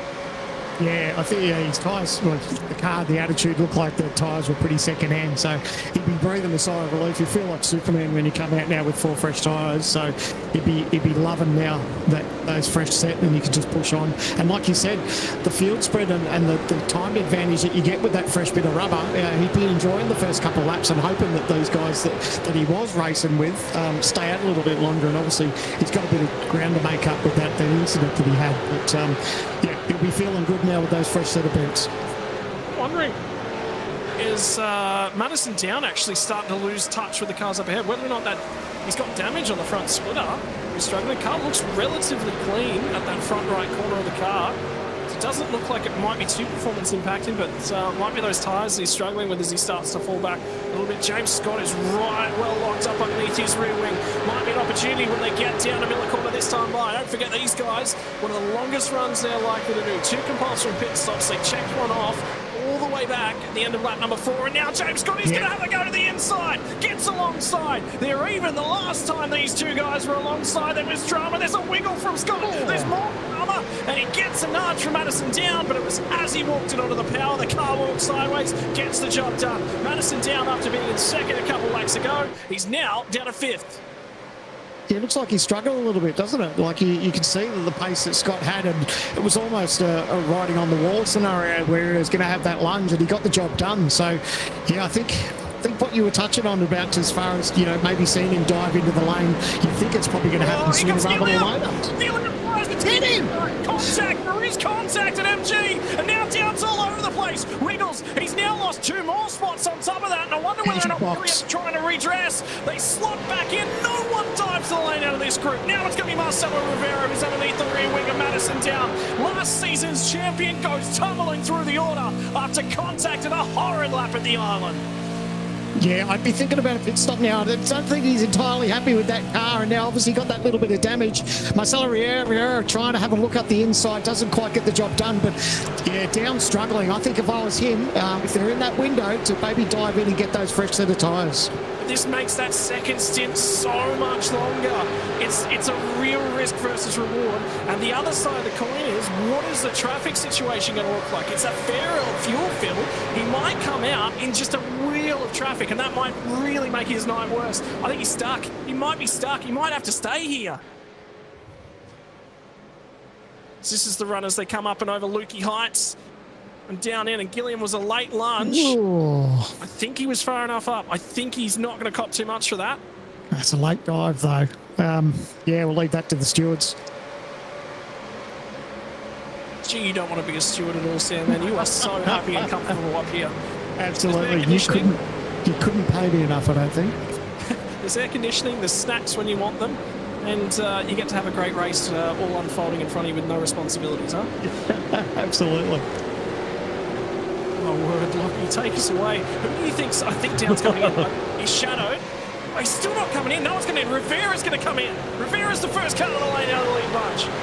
How long are we thinking for this stop? He was right out and on the limit. Oh, he's on the limit of a penalty too, gets away from it. So that'll trigger first of the stops out of the lead bunch. And there's a couple cars. I thought we saw Bo Albert. Who are the other drivers that have been thus far? Yeah, so Bo Albert's done a stop. Also, Teo Sorono did one recently. Josh Thomas we saw coming in as well. And Andre Youssef a few laps ago. But the thing is, and Sandman touched on it before, is the longer you go in this first stint, the shorter you have to make the tyres last in the second stint. So yes, it might be a bit of pain now, but it minimises the pain that you'll suffer towards the back end of the race. And if we get late safety cars and it potentially becomes a 5 or 6 lap dash to the finish line, a bit like what we saw in the previous round at Sebring, then you want tyres that are as fresh as possible. Last lap for Brady Myers was a 29.616, which still was a touch faster, 2/10 a second faster. So was Burton, so was James Scott. They were all in the 29.4s, but 1.2 seconds effectively fall off from their fastest laps of the race thus far. It's into the mid to late 29s for most of the fielders that currently stand. Slow lap for Robbie Gibbs all the way down in the 12th spot was at 30.1, so he's the first of the 30s. And now there's an issue for Brady Baldwin as well. He's just put a call into race control. Oh, got close through there. Still giving each other room there. Oh, it's hold your breath stuff. We saw how crucial it is just where it's so easy to lock a brake and take a dive in here, but everyone's giving each other plenty of room. But whew, fast part of the racetrack to have a little bit of door handle to door handle, Robin. Now he's going to try and settle back down in as Brady Baldwin, making his series debut in his own car this series. He's driven as a co-driver before, but this is his first time qualifying for the main series. It's Connor Nixon that's ahead of him as they get down on and in here. Gets to the inside, and Nixon, there was enough space left there. Huh? Door to door, that one's all good. Don't know if it's over yet, though. They get through here nice. Oh, leaning on each other at the apex. Yeah. Yeah. They got away with it, though. It's tricky, isn't it? You got two cars that are trying to turn in, and as soon as you start to lock guards like that, it makes it all that little bit difficult. But thankfully, they all stayed on the black stuff and were able to push on. Well, Lockie Mansell, it's all kicking off down where you're standing at the moment. Pit lane's busy. It sure is, and understandably, because they're having to put a lot more fuel in on this occasion. The pit stops in terms of stationary time are a lot longer. We're saying that the average stop length is anywhere between 28 and 30 seconds. Marcello Rivera, who came in a couple of laps ago, his stop was 28.1 seconds is the stationary time. We've also had pit stops from Bo Albert, Matthew Bowler, Damien Johnston, Sean McNamara, Scott Gamble, Thomas Freeman and Con Nixon. Marcelo Rivera's the car that I want to keep half an eye on. Who's coming to the lane this time by? There's a ton of cars that are now, I think, starting to think about those pit stops. No, all the guys up the front. Brady Myers has kicked on. Forza El Nabi's going to come into the pit lane as we currently speak. And there they all come. Is that some of the Vermilion cars? It is in the background. And I think there was Hayden Veld as well that's now come in. So Good news for Marcello Rivera is that he's come out in clear track, so he's able to absolutely maximise the performance of that fresh set of tyres. And that should, you would think, probably help him leapfrog a few positions after this pit stop cycle completes itself. yeah, the next driver on the road will be Michael Whiting for him, so he's about 3 or 4 seconds up the road. But remember, Whiting still to make that stop. 28.520, that time by for Marcelo Rivera, rewarded our race leaders to 29.5, so he's just taken a second out of everyone up front, 1.1 out of Josh Anderson and Jared Philsell. So Philsell finally not faster than Brady Myers, but the problem for Philsell now is he's actually got quite close in terms of things. Have a look at that margin on that lap for Marcelo Rivera. 1.1 seconds out of the guys up the pointy end of things. He is absolutely cracking on, and he needs to if he's going to make this work. There's a few more cars that are going to start to vary their strategy. It's the Lobs Esports boys. We're going to bring 2 of their cars to the lane. I think this might be exploratory. They've split the strategy for their teaming. Indeed, so Dylan Run, Luke Rosella, Rick Kuznetsov and Robert Gibbs, our championship leader, all coming down pit lane at the moment.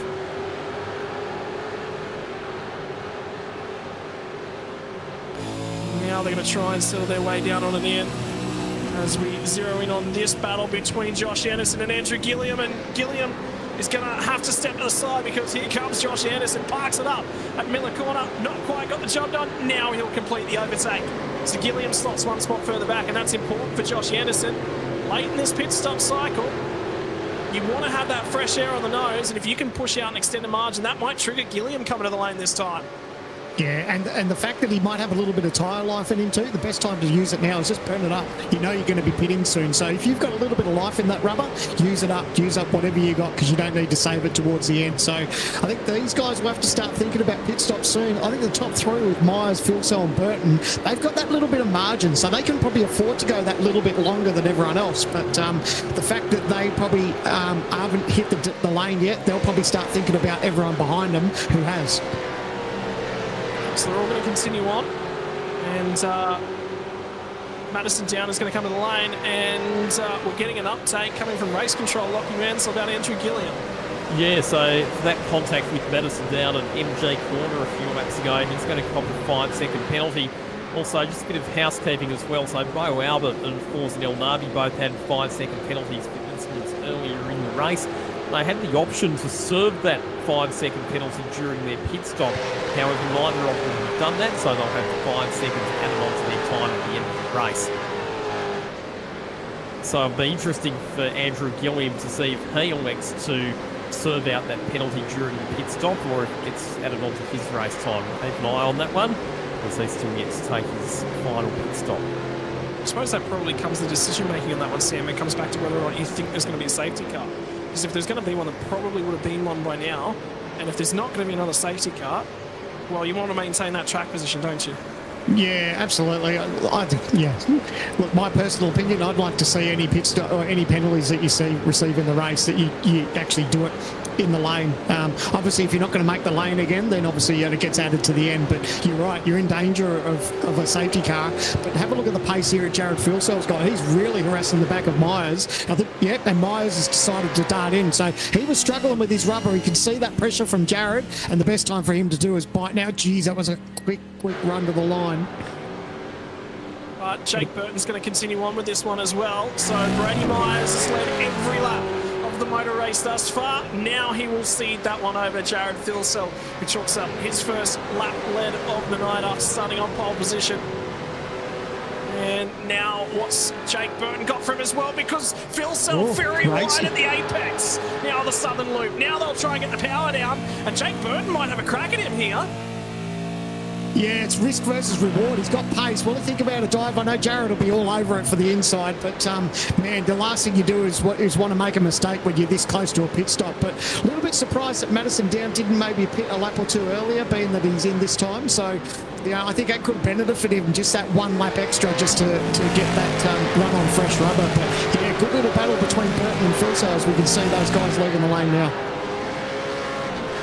Something's just happened to the 053 at Maidenveld as well. So race control will have something further to have a look into. I think this will trigger pit stops. This will not, no one will hang around on this one. So Madison Down has come out behind Luke Rosella.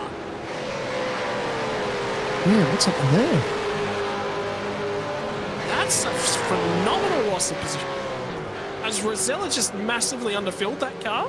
And the leaders are in. Yeah. Well, the other thing as well, right, is that Marcello Rivera, after all this, has emerged in what will effectively be P1. He is ahead of Brady Myers, so the undercut strategy has paid off massively for Marcello Rivera. There he is.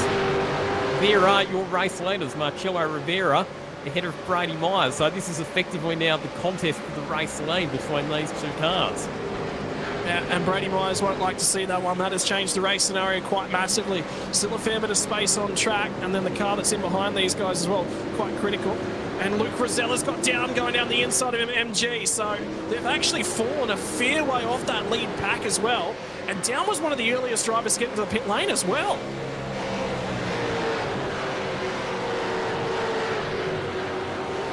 Oh, and Burton's got the job done. He's got the job done. So he's got a massive advantage there. But look how close it's going to be. Oh, into the fastest corner, coming in there, into the braking zone. They've managed to give each other a bit of room. But, man, massive effort there from Jake Burton. Really good job to get the job done. So, man, it's all unfolding with 20 laps to go here for round 2 in the Logitech Series at Phillip Island. And James Scott was just boxed in there, had nowhere that he really could go on. That was sort of his only option. And that changes things in terms of what the race now looks like. Richard Hampstead and Kurt Stenberg have gone very long, and both of them off the road. No, it was just Hampstead off the road at Lukey Heights. So he's gone a lot longer than he possibly needed to. Kurt Stenberg will get the race lead. He's got to be in. He's struggling with grip. Yeah, there he goes. But he'll now have the freshest tyres in the field for the run to the flag. And that starts to change things. The last driver to take their pit stop is 40. Ian Ford in the 115 for the ERC outfit. But right now, Jake Burton leads the way. My word. He's done a good job. It all started when he got that, when there was obviously Philsell and Down had that little swap of positions, and that really brought Jake into the fold of it. And then we saw how race he was just come to the pits, and you know, he was right up there, tucked in behind Jared, got the job done in pit lane, and now he's holding his own. So really good job by Jake Burton, but can he hold on? Psychological impact of a pre-race interview. You won't be happy if you're the third of the TCR cars. Well, now he leads the way. He'll be asking for those pep talks every week now. In terms of things, Sandman, though, the two guys I think in the field that wear their heart on the sleeve at the front end, they don't get on. The lot of esports guys and the CCR guys don't get along a lot. But Jake Burton is not a fan of Jared Philsell in particular, and these two on the road will leave each other no quarter. There will be no room given, there will be no holds barred, and this is going to be a scrap for the ages, I think, over what remains of this motor race. 19 laps now left to go. Keep in mind as well that these are two of the drivers who came out of the opening round at Sebring. Stone Mudless broke with no points, either of them, so both of them desperately need a healthy tally tonight. Probably worthwhile. I was just going to say, thank you very much, Jay Kennedy behind the screen. Probably a very good opportunity to cross to the live points. Where does that put these two boys in terms of things? Well, the race wins worth 200 points, so just outside your top 15 will put Jake Burton tied with Scott Gamble as it currently stands. in terms of things, and Phil Self wouldn't even put him on the radar. If you have a look, 15th spot, Madison down, he did score points in that first round, and that was the difference. The other driver who scored points was Ethan Greek. Oh, have a look at Phil Self right out there, wrapping on the rear bumper. At this rate, I am absolutely going to have to take up Morse code.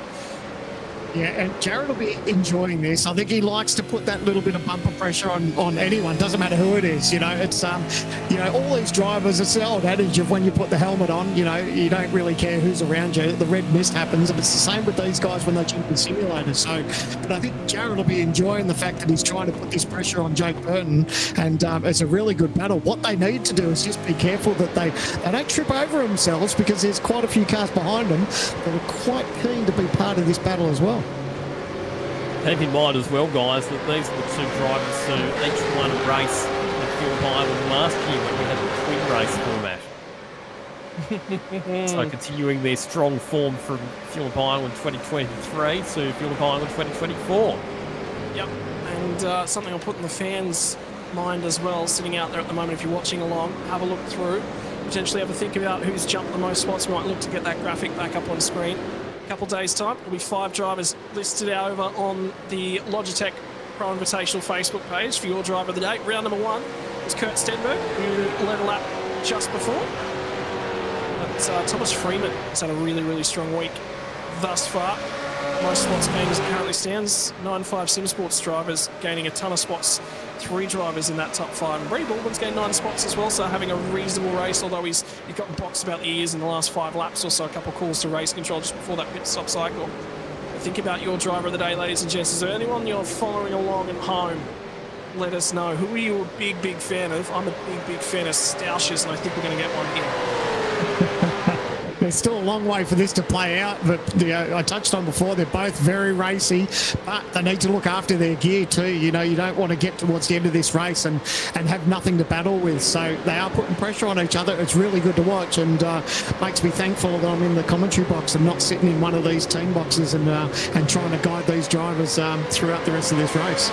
Jared Fuelcell's getting excellent exits from some of the slower corners, but where Jake Burton seems to have a bit of an edge at the moment is under brakes, and you can see it coming into Miller corner each lap, but he's just able to hold his ground when they get to the braking zone. Uh-oh. I thought he was going to have a dive there, Phil Sell, but obviously thought better of it. Think about Dylan Rudd's position in all of this as well, as he currently sits 7th on the racetrack, just overtaken Marcelo Rivera on this lap. And if he can buy his way a fraction more forward towards teammate James Scott, potentially buy onto the back end of that battle pack and potentially pick up a couple spots late on in the piece, that could be championship lead for Dylan Rudd. Robbie Gibbs is having another quiet night at the office, sitting away in 14th, gained 4 spots. So there's points there for him as well. A little bit of housekeeping as well. So we were speculating about whether or not Andrew Gilliam would serve out that 5-second penalty during his pit stop. I can confirm that yes, indeed, he did serve out that penalty during the pit stop, and that's why he's fallen back to 12th position. Just a little bit of clear air as well, which isn't the worst possible thing. The problem is, you've got to make sure you've got the fuel to cover running in free air is the problem. So for a few of these drivers, they might underfuel the car a fraction for the run home. Fuel math is never an easy thing. Marcelo Rivera was thrown with that early pit stop, going for the aggressive undercut strategy, but now this is the stage of the race where he paid the invoice for that decision. His lap time's slower than the cars that he's battling with, and he's just lost a spot to Dylan Rudd. James Scott, 28.6. Oh, here he goes. 29.1 for Anderson. Down makes contact. So remember, it was Marcelo Rivera. No, it wasn't. Sorry, my apologies. It was Gilliam who made that contact with Madison Down that triggered that 4 more spots. So now Madison Down's getting the elbows back out. He's motivated. And an ailing Rivera will make a very, very prime, tasty target for the 2024 champion. Right on the rear bumper. He thought about covering it, did Rivera. Opted not to. Now he's going to back out of that one and follow Madison Down through. But now Down's going to skip clear as much as he possibly can. Has to stick with Dylan Rudd for his race and trying to recover that one. Moves back up inside of 8th place. Josh Anderson, I think, is about to come under pressure from James Scott as well.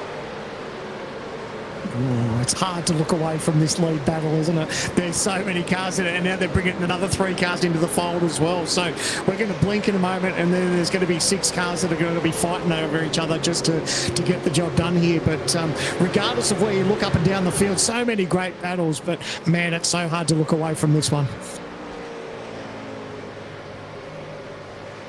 Just sort of keeping half an eye a little bit further back. I was actually just seeing Richard Hampstead and Kurt Stenberg as I mix the 2 names together. Maybe that, I wish they could partner each other up for the Bathurst 1000. That'd be an interesting combination to see. They have, no, they haven't. It's Jake Maloney that Richard Hampstead's driven with in the past. Of course, that's not allowed in the Logitech J Pro Invitational E-Series this year because in the endurance races, your co-driver must be a non-regular competitor in the series. And must live in Australia and New Zealand as it currently stands. So Shane Van Gisbergen. Now it's a change of the race lead. Phil Sell's sick of waiting. Wraps out a few bits of Morse code. Puts some pressure on Jake Burton. And now he's got the race lead. And Brady Myers has led the bulk of the first part of this race. Starts to look ahead at these guys and say, boys, I'm coming. You might have the race lead for now. And Phil Sell's going to get harassed. I reckon he might have another crack at him here. He's coming back at him as Jake Burton rolls down a little bit. He might be in a fuel hole. He might have to save fuel. And Phil Sell might be looking at that and going, this might be my opportunity. Yeah, well, we touched on that he got the job done in the pit lane, so I think maybe he did probably feel maybe just went a little bit short to probably get the position. Who knows? 25.3 seconds there, Lockie. Yeah, so I can tell you that the fuel stop for Jake Burton was about a second quicker than the fuel stop for Jared Phil Sell, so I wouldn't be surprised at all if Jake Burton has short-filled that car slightly to get some track position.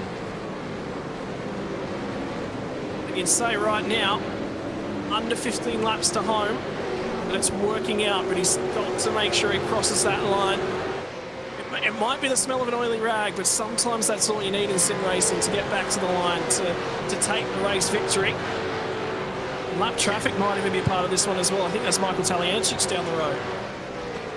The benefit Burton's got now is that if Phil Sell's got in front of him, he now's got that opportunity to use that draft and try to save whatever fuel that he may have gone short on in that stop. So it's not over. He just needs to stay in touch. And then, of course, when he gets to that magic fuel number where he knows he can get home, and he's just got to make sure there's a little bit of tyre that he can put that pressure on Phil Sell. But I think Phil Sell will obviously be aware of that difference with the fuel. And, he'll be battling as hard as he can. And he'd want Burton to use up as much fuel as he's got in the tank too.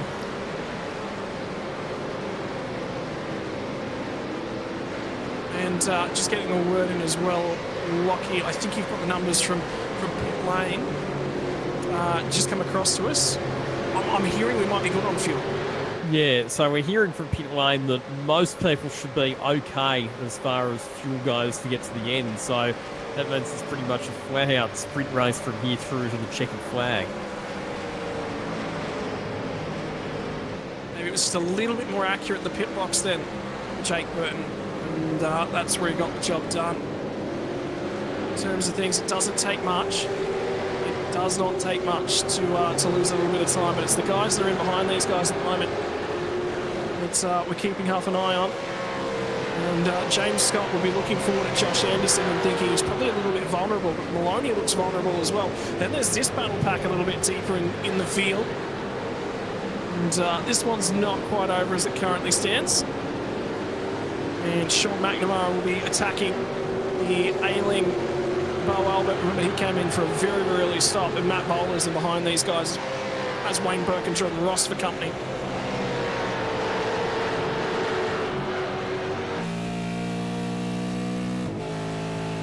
Tell you what, Ross looked good earlier in that race too, Sam, man, with that move as well. So he's certainly got the elbows out and feeling comfortable as it currently stands.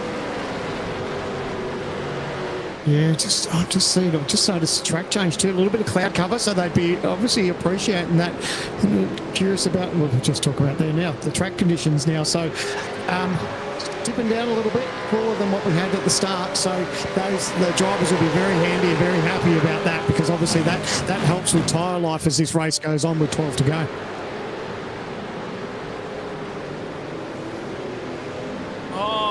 results just come in. 5-second post-race penalty with no pit stops left for the night. Josh Anderson gets himself one for contact with Dylan Rudd. So that'll push him at the moment as things stand from 5th back to 9th.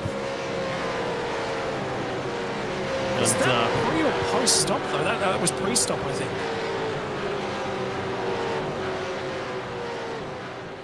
And Logitech replay is going to tell us the story.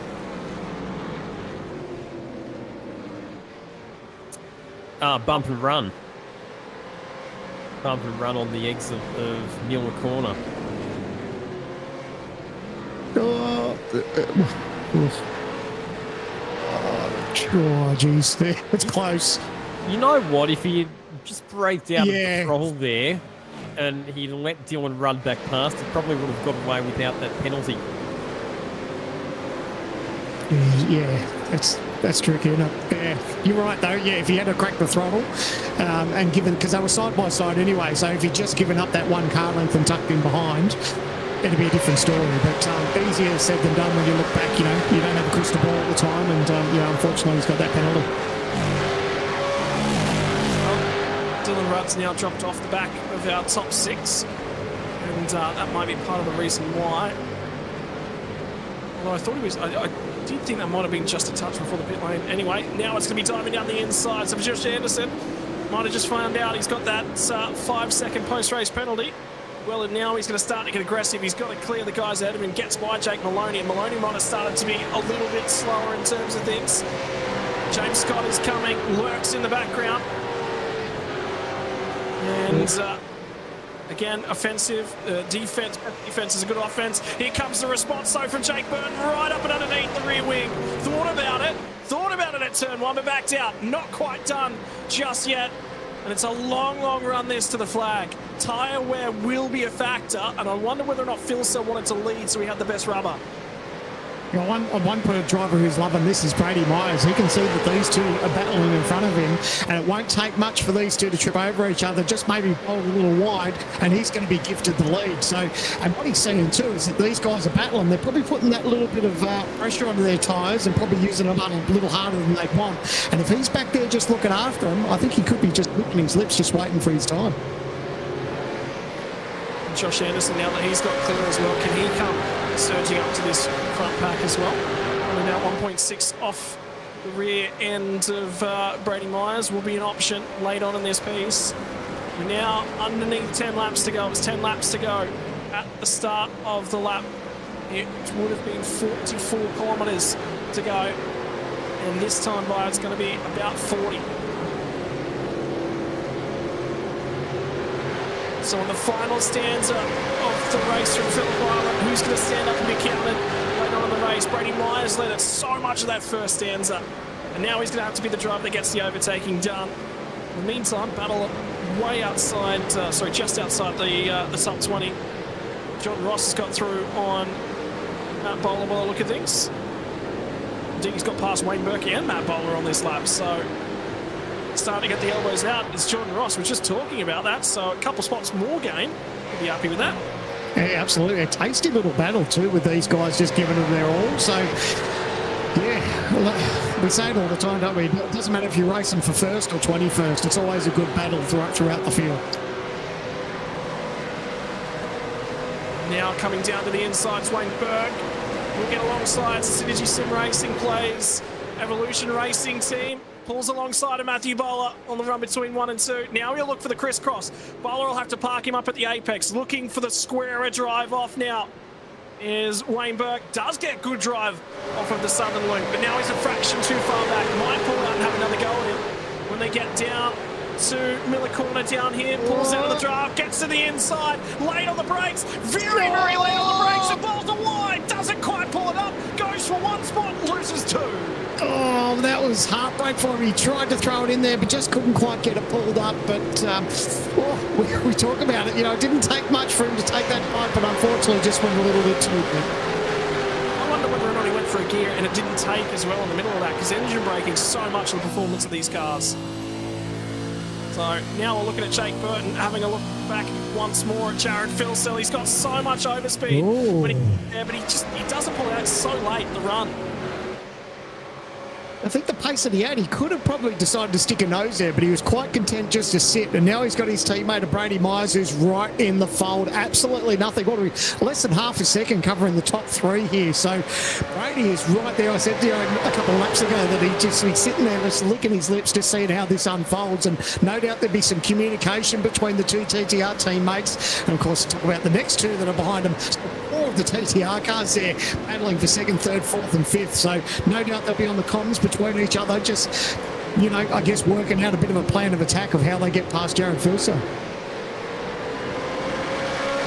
We've always talked about it, the mentality over at Trans-Tasman Racing. Tail end of last season, they were protecting Madison down. That's about the only time Madison says that it's really come down to team orders.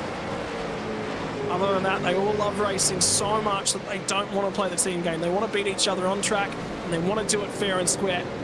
At the moment, Brady Myers looks like he has got so much pace in this 22 machine. What would a race win from Phillip Island mean to him after he did score that many points? That's Rude Rosella! And that might be a blown engine, and he's trying to get back to the pit lane. Remember, he did this last round as well. He triggered the first of all those safety cars. I think it's in a good spot, though. I can't see him bringing out a safety car for that one. It is pretty much out of harm's way, so I think they're going to let this field battle on. But, man, oh, man, another trend we're starting to see with a lot of these engines going.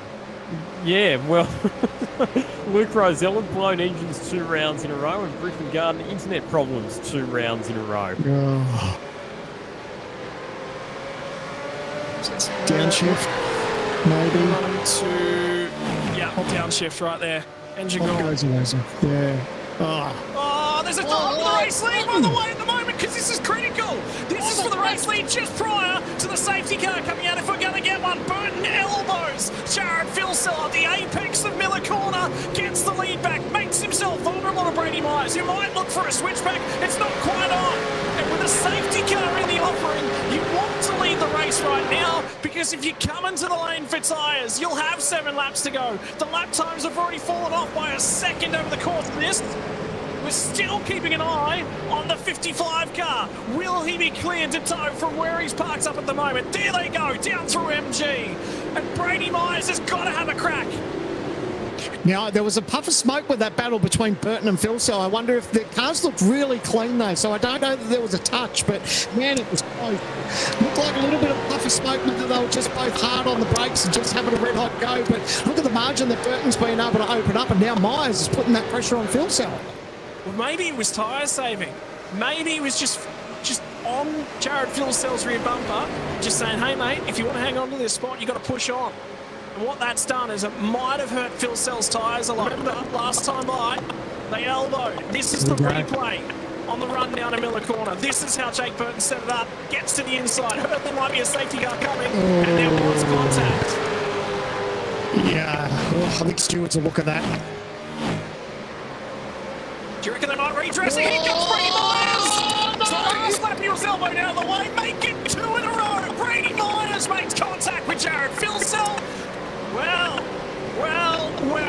and the stewards after last round got more on their plate than they bargained for.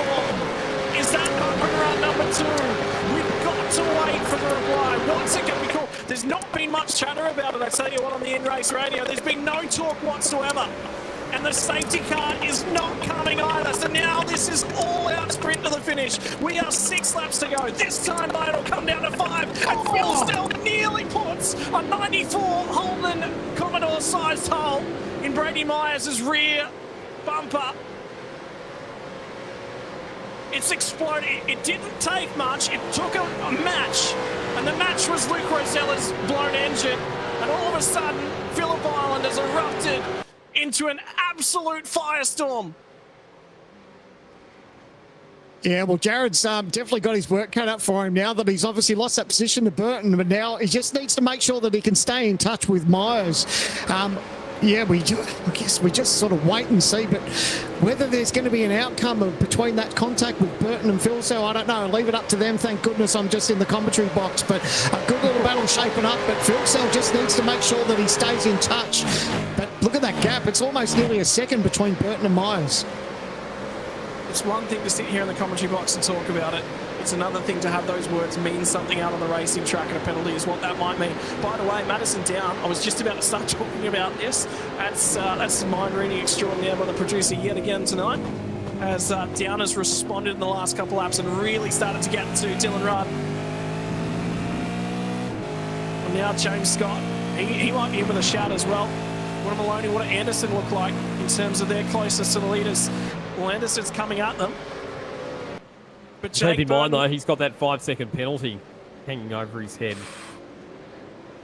Could you imagine if he gets up here and loses the cat amongst the pigeons?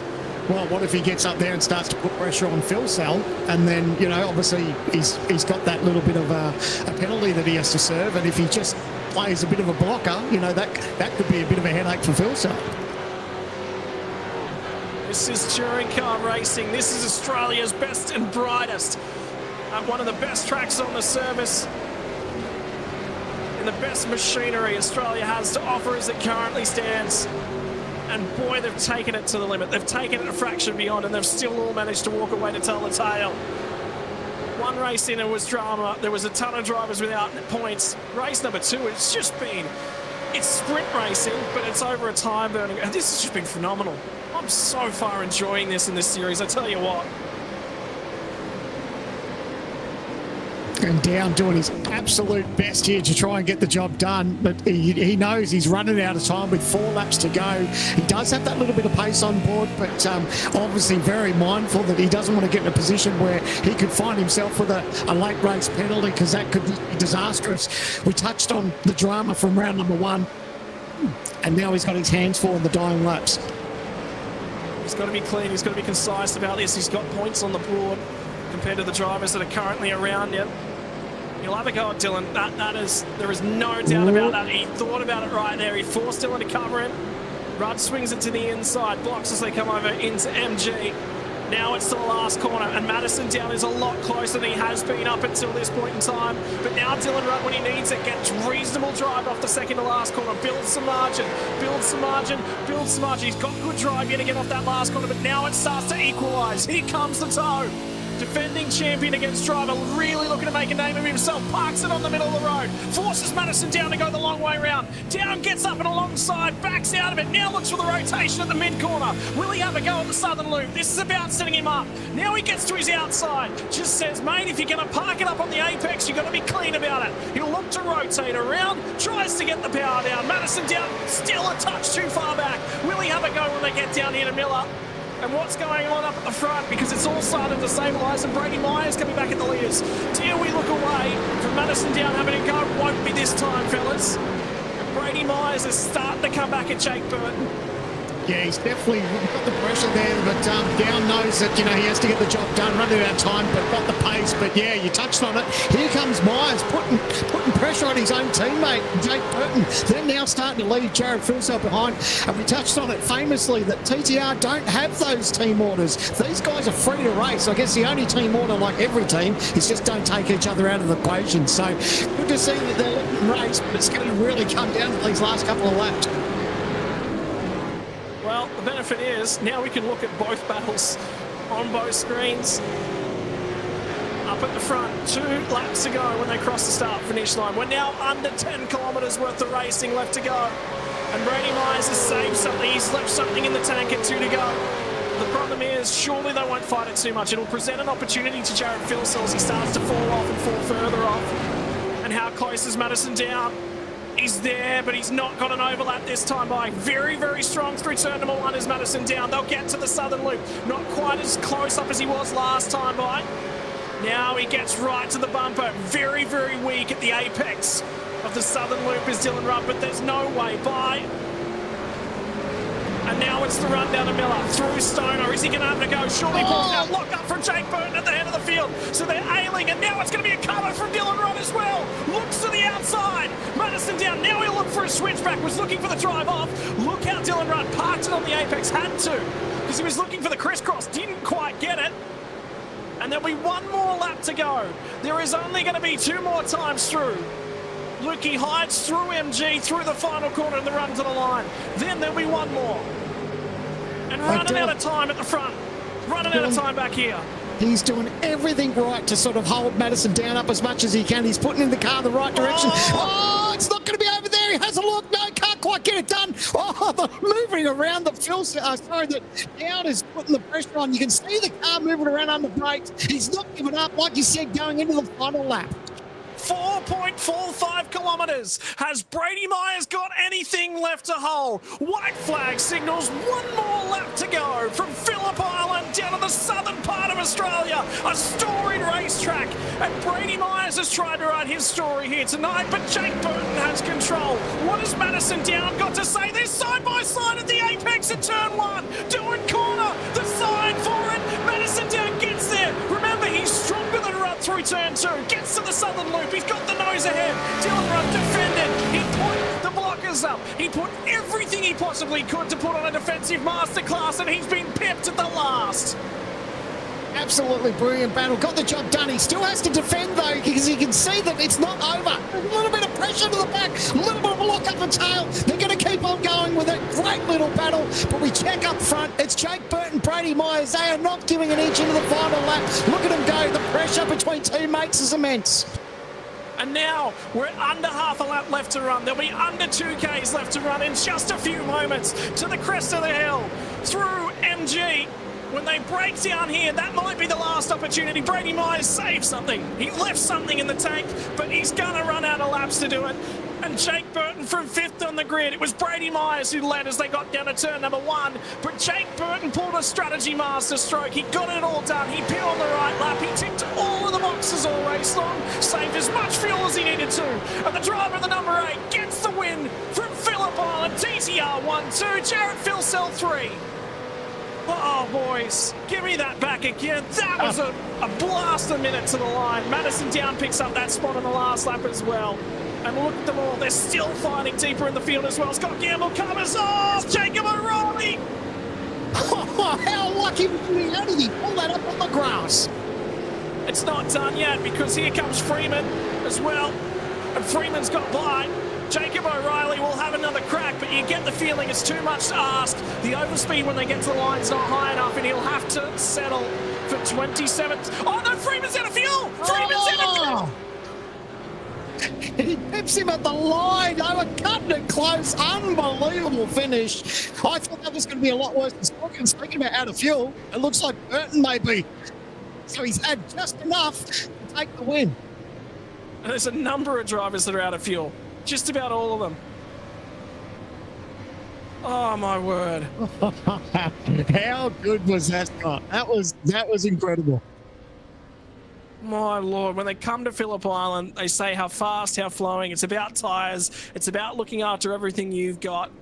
And you've got to be clean and concise in that pit lane. And Jake Burton was there tonight. 0.3 of a second was all that it mattered to Brady Myers. How good was that start? When we look back 57 laps ago, Brady Myers was supreme on the run down at turn number 1. Jared Philsell was good, but he got boxed about the ears. He got a bit of a whack, and it was from a number of drivers in the TTR outfit. James Scott will get home 6th as well. Put some points down on Madison Down. There's a number of drivers there.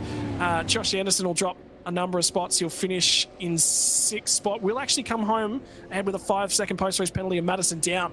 That's how far back the battling between Madison Down and Dylan Rudd will cost him. Rivera home in 9th, and Rick Kuznetsov comes home to pick up 10th spots. So that'll be a good points night for him. Impressive showing by not only Trans-Tasman but Lob Esports too. These two, both teams really put on a show tonight, and to have all their cars up there, it was 5 Trans-Tasman cars there and 3 Lob Esports cars up there. That's pretty impressive for them to hold on to those 8 positions. So and what a battle we saw throughout the night. Like just that really had a little bit of everything, and certainly Phillip Island did not disappoint one bit. Have a look at Robbie Gibbs back there in 13th spot. We might get an opportunity to have a look at post-race points as well. From Adam Briggs, Richard Hamstead, Kurt Stenberg, Brent Hobson home. He'll be happy with that one in 17th. Had to get the job done, get the elbows out. Did so, and race benefited. Blake Warboys from Jordan Ross and Bo Albert with that undercut strategy went quite early. Still manages to get home in 20th, which was an improvement from where he was sitting prior to that pit stop. And outside the top 20, Wayne Burke from Damien Johnson, Matty Bowler, Sean McNamara, Scott Gamble, Jake O'Reilly with that battle on the last lap, and Thomas Freeman runs out of fuel just prior to the line. Zach Rattray White from Forza Nabi recovered well back to 29th after falling to 40th with that incident and running wide on the restart. Brian Borg outside the 30.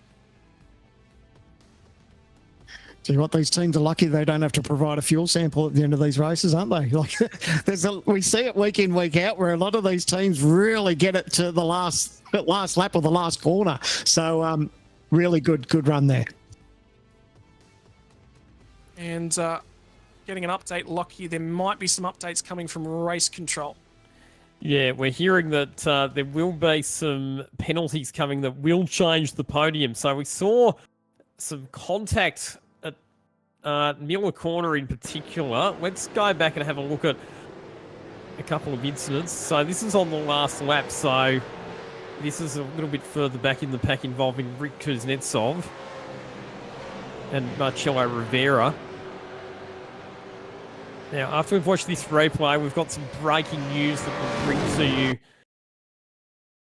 in a moment. So that was side by side. So that was literally a photo finish across the line. But we are hearing that Jake Burton has a 5-second penalty. So that contact that he made with Jared Filsell during that overtaking move for the lead at Miller Corner, stewards have deemed that Burton was at fault for that one. They've imposed a 5-second penalty. And according to my calculations, that's going to put him all the way back to, I think, 5th position, because obviously Josh Anderson's got the penalty as well.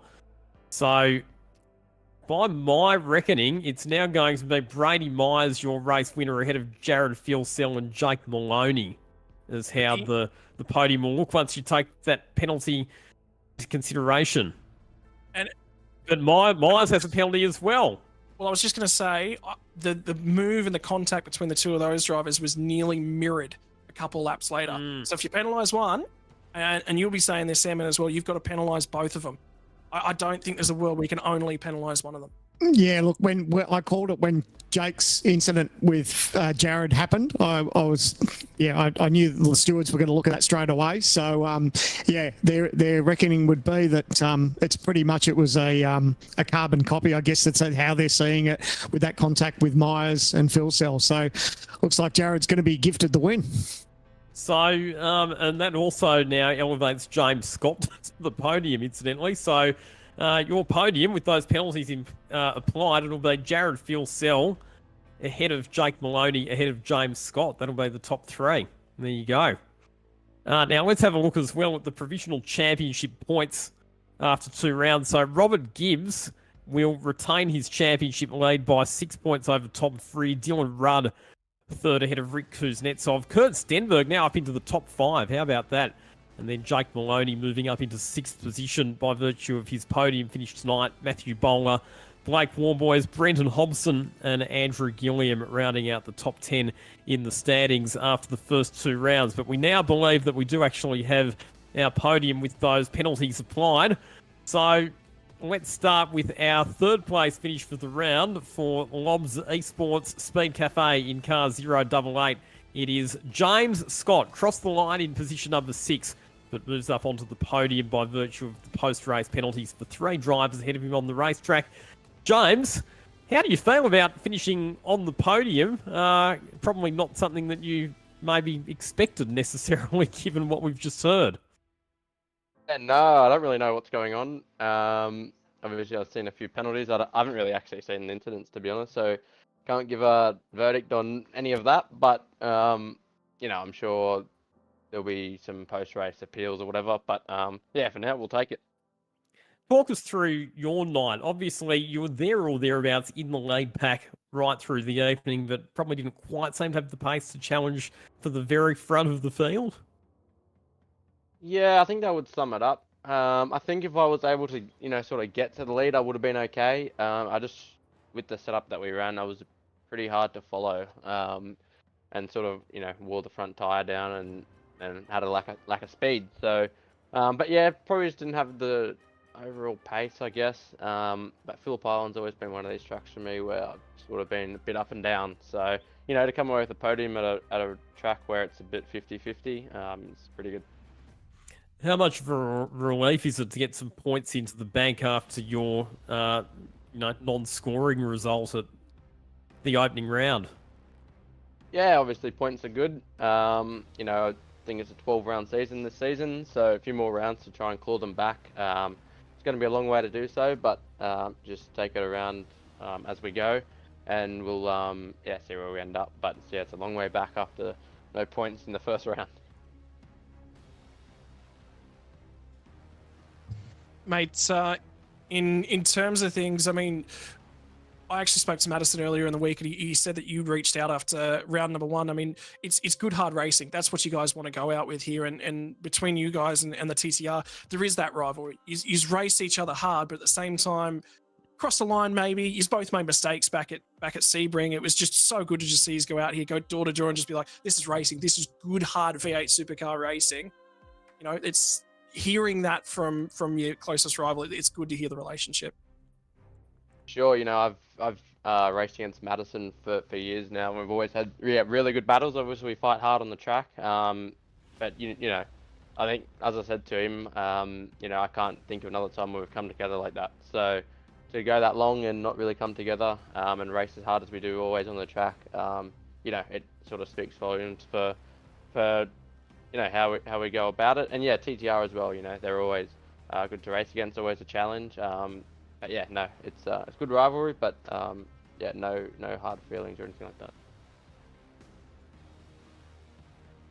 And finally, mate, the floor is all yours to thank the sponsors that make it possible for you guys, particularly with that new partnership coming through this year. Yeah, no, awesome to be in Lobs this year. The team's going along really well. So we probably lacked a bit of car speed tonight, but I'm sure we'll tune it up for the next round at Red Bull Ring. And yeah, obviously all the guys, Jared, Brody, Shane, Anton, all the guys for jumping in, working on the setup, helping out spotting and with the strategy tonight. It's a big help for all of us. You guys for the broadcast, the series admin and the race control. I'm sure they're going to have a pretty late night, but I don't envy their job. Thanks very much. Sorry, just before we go, just our sponsors as well, Speed Cafe and Ryko as well. Couldn't do without them.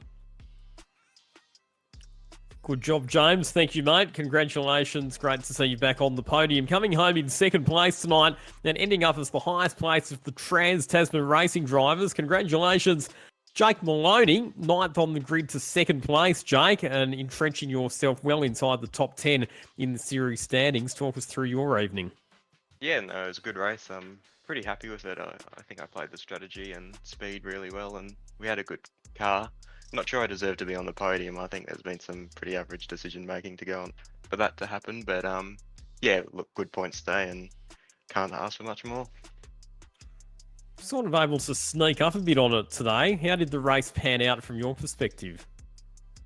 Yeah, I ended up in a really good spot after that first safety car where I had no real pressure from behind and was just able to sit and save fuel and save tyres. So saved them for about 20 laps and then was able to start making some moves, and I had a good fuel undercut on a few people as well, so was able to have a good pit stop.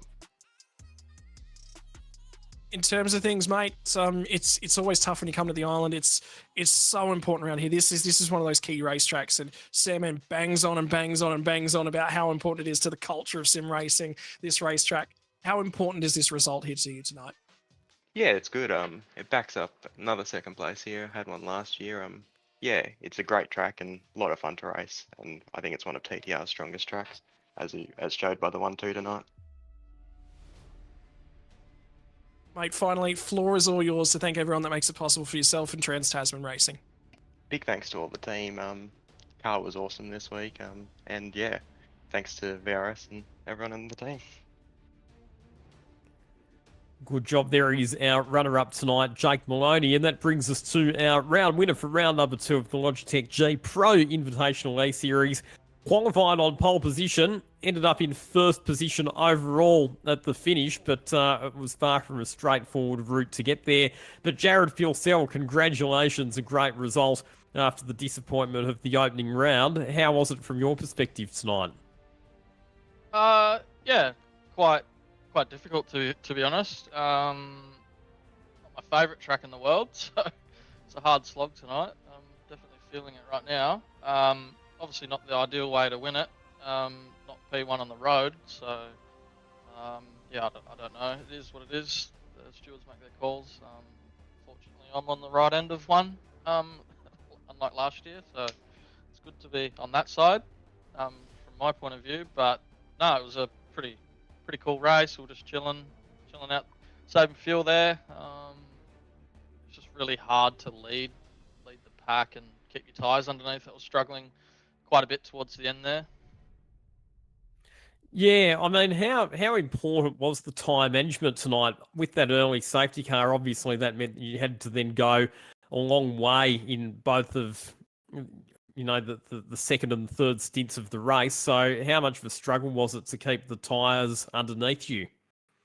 Yeah, very. I didn't test a great deal for long run stuff. I probably didn't do more than 15 laps in a row, so going into that far was almost a bit of an unknown, to be honest. It seems like everyone was hurting very similar in the first stint, but yeah, it seemed like whoever was out front pushing the air and pushing the pace just burnt their stuff up quite quickly. It's very easy to follow around here and save your tyre and fuel, as you probably saw with Jake and I. One more question from me before I throw it to Sandman. Obviously, there were those two overtaking manoeuvres with a bit of contact heading into Miller Corner towards the end of the race. First of all, with Jake Burton and then with Brady Myers. How were those moves from your perspective, and do you feel that the penalties for those drivers were justified? Brady's was definitely late. I couldn't exactly turn out of it, and we still made contact. Jake's one was a bit of a weird one. Just seemed like he understeered mid-corner into me and pushed me off a little bit. But I mean, yeah, that's hard racing. But the stewards, I guess they're making the call as to what rules we race under. So yeah, I don't know. I guess it is what it is. Yeah, don't like to win races. Not finishing first, put it that way. Regardless of the results, mate, it was a good battle between you and the TTR gang. Did the race, obviously, everyone wants to checkered flag at the end of the night, and you've got that, but were you a little bit worried with that early safety car, or were you sort of licking your lips when you knew you could sort of tick that box as far as one of the regulation pit stops? It definitely threw our strategy out, that's for sure. It made it very difficult to the end, given the unknown and uncertainty of how far we could go on the tyres before they completely blew up. Yeah, they were anything past lap 20, and yeah, she wasn't a good sight, that's for sure. Yeah, struggle streak. And now all eyes go to the next round for the Red Bull Ring. What are your thoughts leading up to that? Excited about that race? Do you like that racetrack? Yeah, got the win there last year, 1-2 with James. So hopefully we can do a repeat there. Obviously we've got a good setup, good base to go off of. Car hasn't changed at all, so I'm sure we can make minor improvements, but it's not going to be any wholesale adjustments, I don't think. But no, great track. Similar to this in terms of draft, so it'll be action packed again, no doubt. I think there was 15 cars in 3 seconds there last year or something. So you just got to be at the pointy and you can't be stuck in the middle. So yeah, track position will be king there. Oh, before we let you run away and celebrate with the team, is there anyone you want to thank? Yeah, obviously the guys at Lobs Esports, James and Dylan put some crazy hours in this week and last week. Unfortunately, I was off with a foot injury, so my preparation was hampered a little bit. So thanks to those guys. Also Shane for getting up at God knows what hour it is over there for him. Shows his commitment to the cause, jumping on for the boys. As well as Brody. Obviously the news has come out that he's returning back. He managed to find some time for us and jump on the sim a little bit this week, so it's always appreciated to get Bush's knowledge and skill set to help us out. And also Speed Cafe as well for jumping on board. Nice to get the first official win in the series, not counting the qualifying series, as well as Rako performance as well. It's great to have them on board as well. Well, congratulations, mate. Boys, if anything, it's going to be a cracker of a season. We've already seen 2 amazing races for the opening round.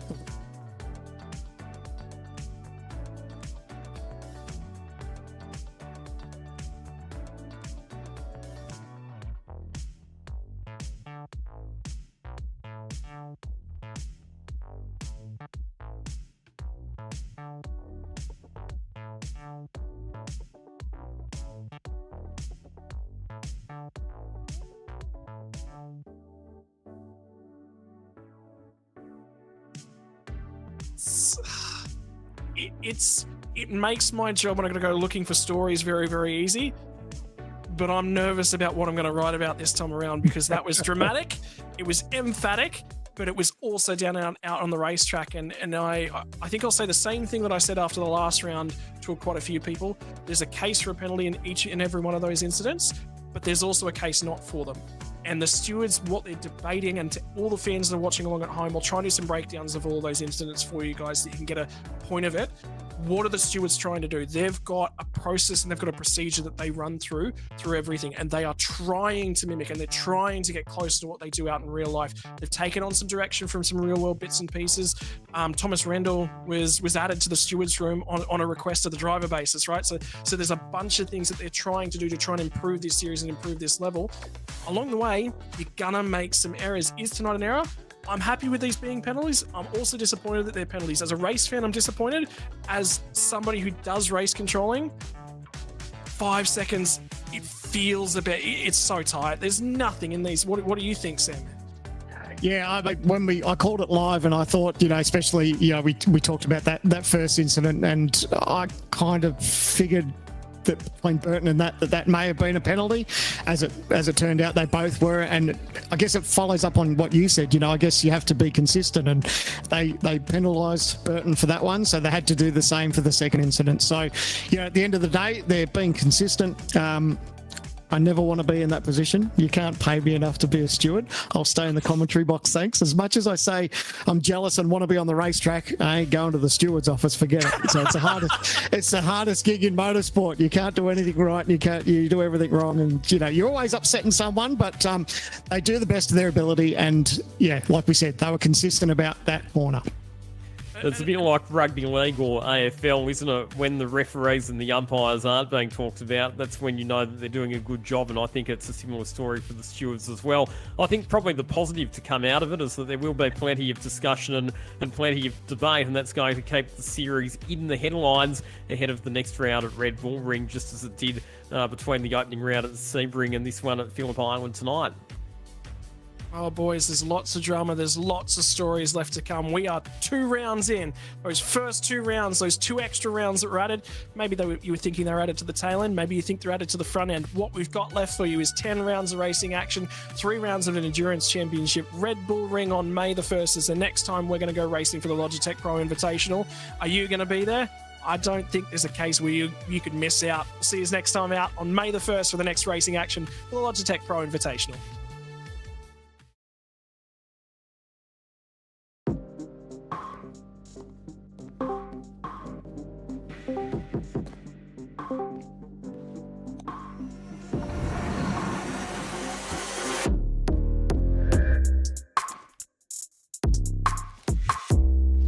Baba, what are we playing? Ya lo sabéis, it's Halo Day. Yeah, one sec.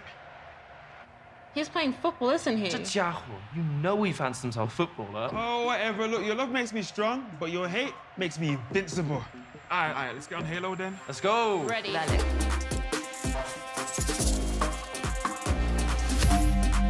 got my back this time, right? Chill, chaval. I won't ghost you this time. I'm going hallway. I got right. Uno fuera. Oh, another one down. Lock in. Next kill wins it. Where is he? No lo veo. Nisha, you hear that?